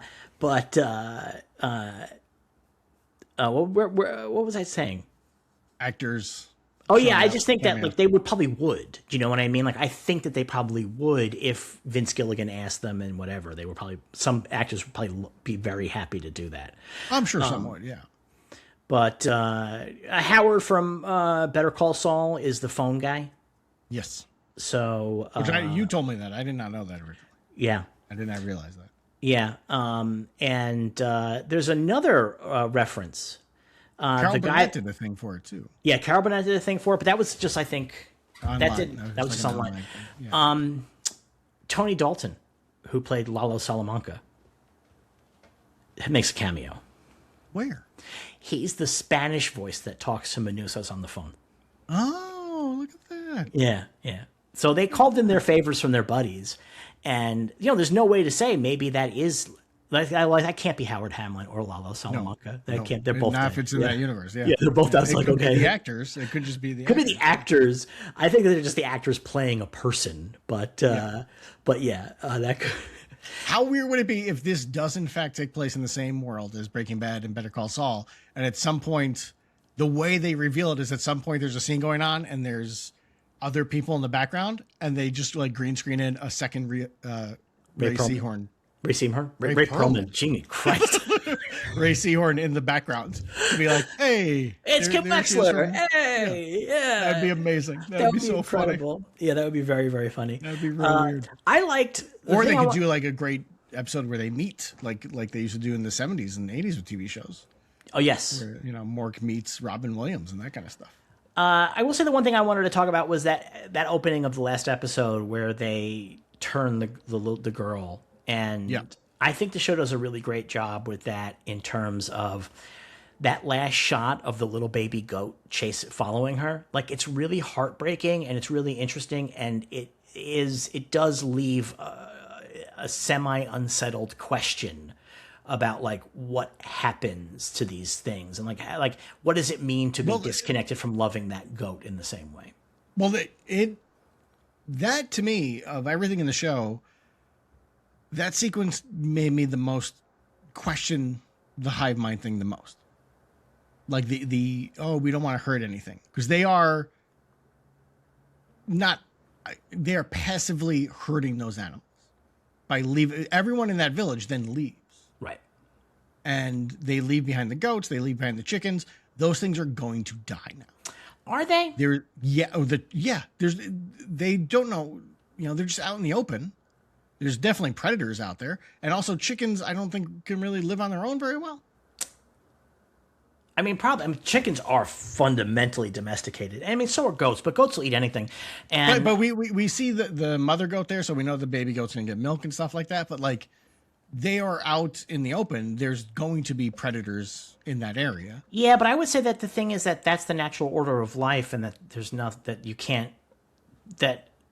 the hive, the pluribs can't be out there defending every prey animal. No, not every animal, but these are domesticated animals that they are leaving to their own devices. They're going to die. But we also see in the episode, I think it's the episode before, right, where everybody's sleeping at the ice rink, where they're like, look, if the dog's really connected to somebody, we're not going to make the dog go away. Yeah. Right? So are they pulling that, that PETA move with the poster of like all the different animals? Is like, where do you draw the line between what you eat and what you don't? And it's like between the cow and the horse, I think, if I remember. Like, are they pulling the same kind of thing? We're like, well, goat, whatever. But well, I don't know. I mean, take care of a dog or a cat. So we don't follow her all the way down the mountain. So we don't know how long that goat chases her, and we don't know what happens. Now, if she shows up next season, which I don't think she will, but if she does, could she have the goat with her? Because the goat, I mean, why not? There's no reason. Doesn't the goat turn back around? I thought the goat turns back around. Does it? I can't remember. It might. I thought it did. Yeah, it might. But, I mean, then that means the goat didn't want to be with her badly enough. The goat made its decision. They let the goat make its decision. If the goat were to follow her all the way down, they would let the goat come. But the goat turned around, so the goat's going to go stay with his mom. It's just, this is part of why I say they don't have emotions, because all they care about is keeping humans happy and not doing harm. Not doing direct harm, direct immediate harm. Yes, passive harm is okay. I mean, it has to be. You can't live in the physical world without doing. And there's actually a great line that Menounos has. Although they are clearly actively trying to lessen passive harm by, like, we all sleep in this one place because it cuts down on use of electricity, which cuts down on pollution and that kind of stuff. I mean, I think that's less about passive harm and more about creating a better environment for themselves, and probably also about, like, getting them off electricity that they can use for the radio. The radio that they're building is going to require more electricity than anything that's ever generated before. To send a signal as strong as they need to send it. So I think that might be part of it too. But it's about efficiency, because then you don't have to worry about running plants. You don't have to put individuals in plants to run them. You can have individuals tasked to the radio or support things around the radio. In theory, any city where one of the 13, now 12, are living, those cities are just shut down. Like if Unless there's a nobody, reason to be there, because they might be there might be keeping- labs and stuff like that, but they would localize where power is being used. Oh, right? 100%. So, That's why they turned off all the lights in Albuquerque. She made them turn it back on. I would say that probably some of these cities are staying open on a small level, Although, just so they can keep interesting, processing dead bodies. Right? No, they do that before that. She wakes up one day in the middle of the night. Right, all the lights are out. Yeah. And like, well, why would we have the lights on? Nobody's using them. But they probably might keep some people in the cities to process dead bodies because they have plants that they can use, and they need a lot of that milk. So you don't want to shut down the Chicago plant just because nobody's living in Chicago. You want to keep that plant going. And also, when they're building this, like they might be like, okay, the best factory for piece A is in Minnesota, and then we got a factory over in Ohio building this piece. So those factories, Because why bother building new area, factories? Why build new factories? That's just that's a waste of resources. So man, I just love. Go ahead. I wonder how there are shots in the show where there's I don't know how many extras, 100, I don't know, 50, whatever, a lot of extras that have to walk in a line and in step. And I all I could think of anytime they show that, I'm like, how long did that take? How many takes did they have to do to get everybody in step and going? Right. That's got to be tough. Yeah. That's got to be a tough thing to do. Yeah, it's probably a tough day. Yeah. But you get good directors who know, and good first ADs who are good at handling the extras. I think also it's like a hometown pride for Albuquerque people, I think, to be in a Vince Gilligan No, thing. I'm not saying they'd be goofing around. It's just that's a lot of people to get on the same page and moving in this okay, look, you got to make your turn at this spot, at this exact spot, because they probably have marks, and then probably some of that shit's CGI too. They're probably CGIing different, when there's a big crowd shot, they're probably CGIing different takes so that they can get when there's different people unloading a bunch of trucks at once, they're probably CGIing together multiple versions of that so that you don't have to worry about all of them that one take doing it. You know what I mean? You shoot 6 different takes for 6 trucks, and then you stitch them together with CGI. Yeah. Does that make sense?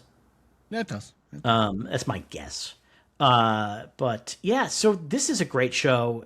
People complain that it has no plot or full momentum. I think that's crazy. I just find the show gripping every episode. I've never been bored. I mean, we discussed this on a previous one where we briefly discussed Pluribus, but there's an episode that if it was in TV Guide, it would be, Carol plays with fireworks while Manusos walks through the jungle. And you'd be like, this sounds so boring. I could not take my eyes off the screen. Yeah. It's an amazingly... the show just connects you. You're just like, ugh. Yeah. It's very impressive. It's really, really impressive. Yeah, I love it. It's just such a great show. I knew I was going to like it because it's Vince Gilligan. I kept myself away from any information ahead of time. But I'm surprised by how much I like it. And I was worried that okay, he did 2 of the greatest TV shows of all time. Is he going to do a third? And this first season so far, he's off to a great fucking start. It is starting strong. There's a great line that Manusos has that I wanted to talk about before we wrap this up, which is he says it's evil to treat a human being as if he's as important as an ant. Yes. And it's a great line. The thing is that's the fundamental premise of Jainism, which is a religion that comes out of India, Vedic religion, where addiction. Yes, really hardcore Jainists will walk with a broom and they will sweep the ground in front of them so that they don't step on anything. They have that level of doing no harm. So there is actually a religion. Wouldn't they be harming, if there's an ant in that way and you sweep them away, you're harming that ant? No, that ant's fine. Ants can deal with a lot of shit. No, you're throwing them off their path, and then they're going to have trouble getting back on that path. They'll get back on their path. It's fine. You're not killing it. I've seen plenty of videos that show how easy it is to toss an ant off its path, and then it just can't figure it out, and it's separated from its colony and dies. Shit happens, man. But the point is, they're not killing it. Their whole point is that shit does not happen. You make sure it doesn't. That's what they're doing. They're not killing it. When I say no harm, there's no way to. They are eating things. So they're vegetarians, but they're eating things. They're harming the plant. That's the deal. But they're not killing things. That's their whole thing is that all life is the same. So it's an interesting religious. I love that you're always looking for a loophole. It's not a loophole. It's just fucking basic fact. If you do that to an ant, you've killed that ant. I don't think you've killed that ant. You do. I know you've seen it on YouTube. I know. No, I've seen it in nature documentaries. Like, this is that ants use scent to follow, and if you block their scent path or you move them off their scent path, they can't. They have trouble getting back to their colony. They get lost. They're like, "What is going on?" Tell that to the fucking ants that come in my kitchen every summer. Because they're following the fucking scent path. Well, those guys. No, once I fucking spread them apart, they still fucking figure out a way to get back together. Trust me, they are out of fucking control. So they're sending out the explorers that go back, and then they know the path. They have it in the walls, the scent path. All right, so that's our bit about Pluribus season 1. I guess we'll be back again in 2 years to talk about Pluribus season 2. Maybe there is a part of it. It's like, should I do another Breaking Bad, another Better Call Saul, and just wait for this whole show to be done? I feel like though, again, because I think there's so few characters, I feel like it's really reasonable. But it's more the waiting is the hardest part. Yeah, but you forget about it pretty quickly. I mean, I think that the thing is that Better Call Saul and Breaking Bad were both. I mean, when people complain about this not having much plot, it's not super plot motivated, to be very fair. No, it's very. Those shows had more plot stuff where it was more about intensity and tension and what's going to happen next. There was much more of that. Then this show doesn't really have that element in the same way. I mean, the show did end with her getting an atomic bomb. I know, 100%, but I don't know if Walter White ended a season with an atomic bomb, I have a very different feeling about waiting for next season than I do with Carol. Because Carol got the atomic bomb not because she's going to use it, but because it's a callback to that previous conversation. Yes. And it's the greatest callback of all time, in my opinion. Like, when what a great last line. When he's like, what's in there? An atomic bomb. That wasn't the original ending of the episode either. That's insanity. They had an original.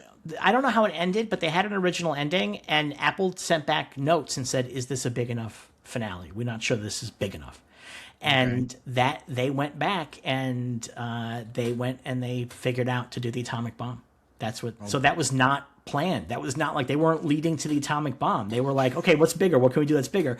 But again, it's a character thing because Carol has had that conversation. She's making them do this thing for her that she knows they don't want to do, but she's making them do it anyway to sort of prove something because they betrayed her. So she's going to like stick it in their eye in the way that she can. So it's a great character bit, but also it's fucking an awesome way to end the season. But like I said, if Walter White ended a season with an atomic bomb, I feel very differently because I'm like, he's going to use this. I am the one who knocks. But Carol does not believe she's going to use the atomic bomb. No, I just do not believe that that's going to be. Now, Manusos, would Manusos use it? Maybe. Oh, Manusos. I think that's going to be the issue, is that Manusos is going to want to use it. If they can figure out how to fucking set it off. Yes. Yeah. Which I guess he could ask one of them, right? Like, hey, how do that's the thing. He could ask one of them, yes. Yeah. They would have to tell him. Golden Girls. Yeah. Continuously shows up throughout the season. Uh-huh. Is it just a fun gag, or is there something I'm missing? I don't know if you're missing anything. I think that Golden Girls, I think it's about her as a woman. Show. It's a comfort show. As a woman of a certain age, that's a comfort show for her, and she has the DVDs. And I think that part of that is that she's not willing to get other DVDs from them. Like, if it was me, I would tell them to create programming on TV for me. Oh, I would definitely be like, hey, you got to keep making these shows. Not even making these shows, but like, I need you to play shit on TV, like just as if the TV channel's still going. I need to be able to tune in and just stuff we need the streaming playing. Stuff. We need the stream. Like, we need our channels are streaming. But I would also be like, look, I want to see Man of Tomorrow. Oh yeah, that's the thing, right? You've got. That's why I said Ben Solo. In there. Yeah, that's why I said Ben Solo. So yeah, I mean, I think that's part of it too. Is that she does the thing that we do when we're homesick, which is just watch the comfort thing that we have right in front of us, as opposed to taking advantage of the fact that the world is now at her feet and she can have anything she wants. It's just, I think that's another character. I don't think that's like a hidden message so much as just sort of a character message, I think, is my guess. I will say, by the way, that Better Call Saul. There is that episode of Golden Girls where they all join a hive mind. There you go. Better Call Saul and Breaking Bad are both shows about bad men, and they're both anti-heroes. And Vince Gilligan has said that he was interested in doing a show about a character who is not getting worse but trying to get better. And that's what Carol's thing is. She's trying to be better. Like, that is where she's going because she sees the impact of her being shitty to them. And it's how significant it is. Right. But I also love that she's difficult though, and she's a woman. That this could be a male character. I don't think that It started off as a male character. Did it? Yeah, he said it started off as a man, and then he changed it when he's like, no, I should do this with her. Yeah, I mean, like, because she's such a great actress. I mean, like, she's so capable of so much, and she's an amazing lead. I love the fact that it's a woman in that role, because we had that whole discourse for the entire 2010s, like TV's bad men, and it's like, oh, good, here's a bad woman. Like, she's not bad, but like a difficult woman, a woman who can be challenging sometimes to put up with because she is a pain in the ass, and she does like being miserable. That's the whole point of that ice hotel sequence. Yeah. She'd prefer to be miserable. Even in the nicest, most wonderful thing, all she wants to do is focus on the misery, but she's not unhappy about it. She likes that misery. That's her way. And Helen understood that. Like that that was, she's happiest when she's bitching. So anyway, What? And one more thing. What's that? Zosha, and I don't, maybe it's a weird question. I don't know. Zosha has scars on her back. Are those actual scars of the actor, or is that something for the character? Because the character seemed to have been a homeless woman of some sort. Do we think that's the case? I mean, when we first see her, she's all like dirty and stuff. I don't know. That's what I thought. That was what I took it as. Well, doesn't she have scars because of the grenade? That's why she has scars. Oh, that's okay. I didn't even think about that. Okay, that's got to be what it is. Yeah. Yeah. Okay. She has scars because of the grenade. Yeah. Now, we first meet Zosha, and she is dirty, and she has to go take a shower and shit, but she's on body duty. So I'm not convinced that this means that she was homeless. I think it means that she's been on body duty all day. Yeah. Like she's pulling bodies out of wrecked cars and stuff. I think that's the case. I've seen a lot of discussion about this. Like, was she this or that? I really suspect. I mean, I guess we'll see. I would be interested in some flashbacks to some of these plurbs that, like, especially Zosha, who we're dealing with all the time. Yeah. I'd like to understand Zosha's thing a little bit more. I do like. Maybe I'm misremembering something, but I feel like the show has Zosha show up, and they've never explained why her. Oh, because the answer is because Carol would be attracted to her. No, because she is she looks just like the original version of Rahan when it was a woman. Oh, that's right, they do. But I think that feeds into it. And Carol would be. No, yeah, that's exactly it. This is Carol. She looks like Carol's ideal woman, right? Yeah. That like when Carol created an idealized woman before she changed that woman into a man for marketing. That's what she looked like that. And that's why Carol was like, oh my God, this is the pirate queen. Like she just walked up to my house. Like, yeah. So that's why there was Zosha. So yeah. All right. We'll be back again next week. We're going to talk about the Love Boat. Probably less arguing about the nature of individuality and consciousness, I'm assuming. Who knows?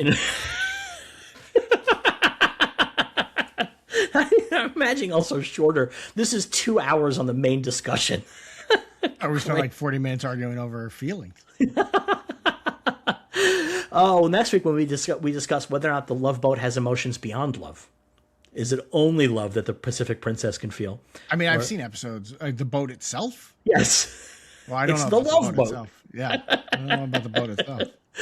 All right. We'll see you guys again next week. Until then, may you be happy, may you be healthy, may you be safe, may you be well. And we'll see you across the Omniverse.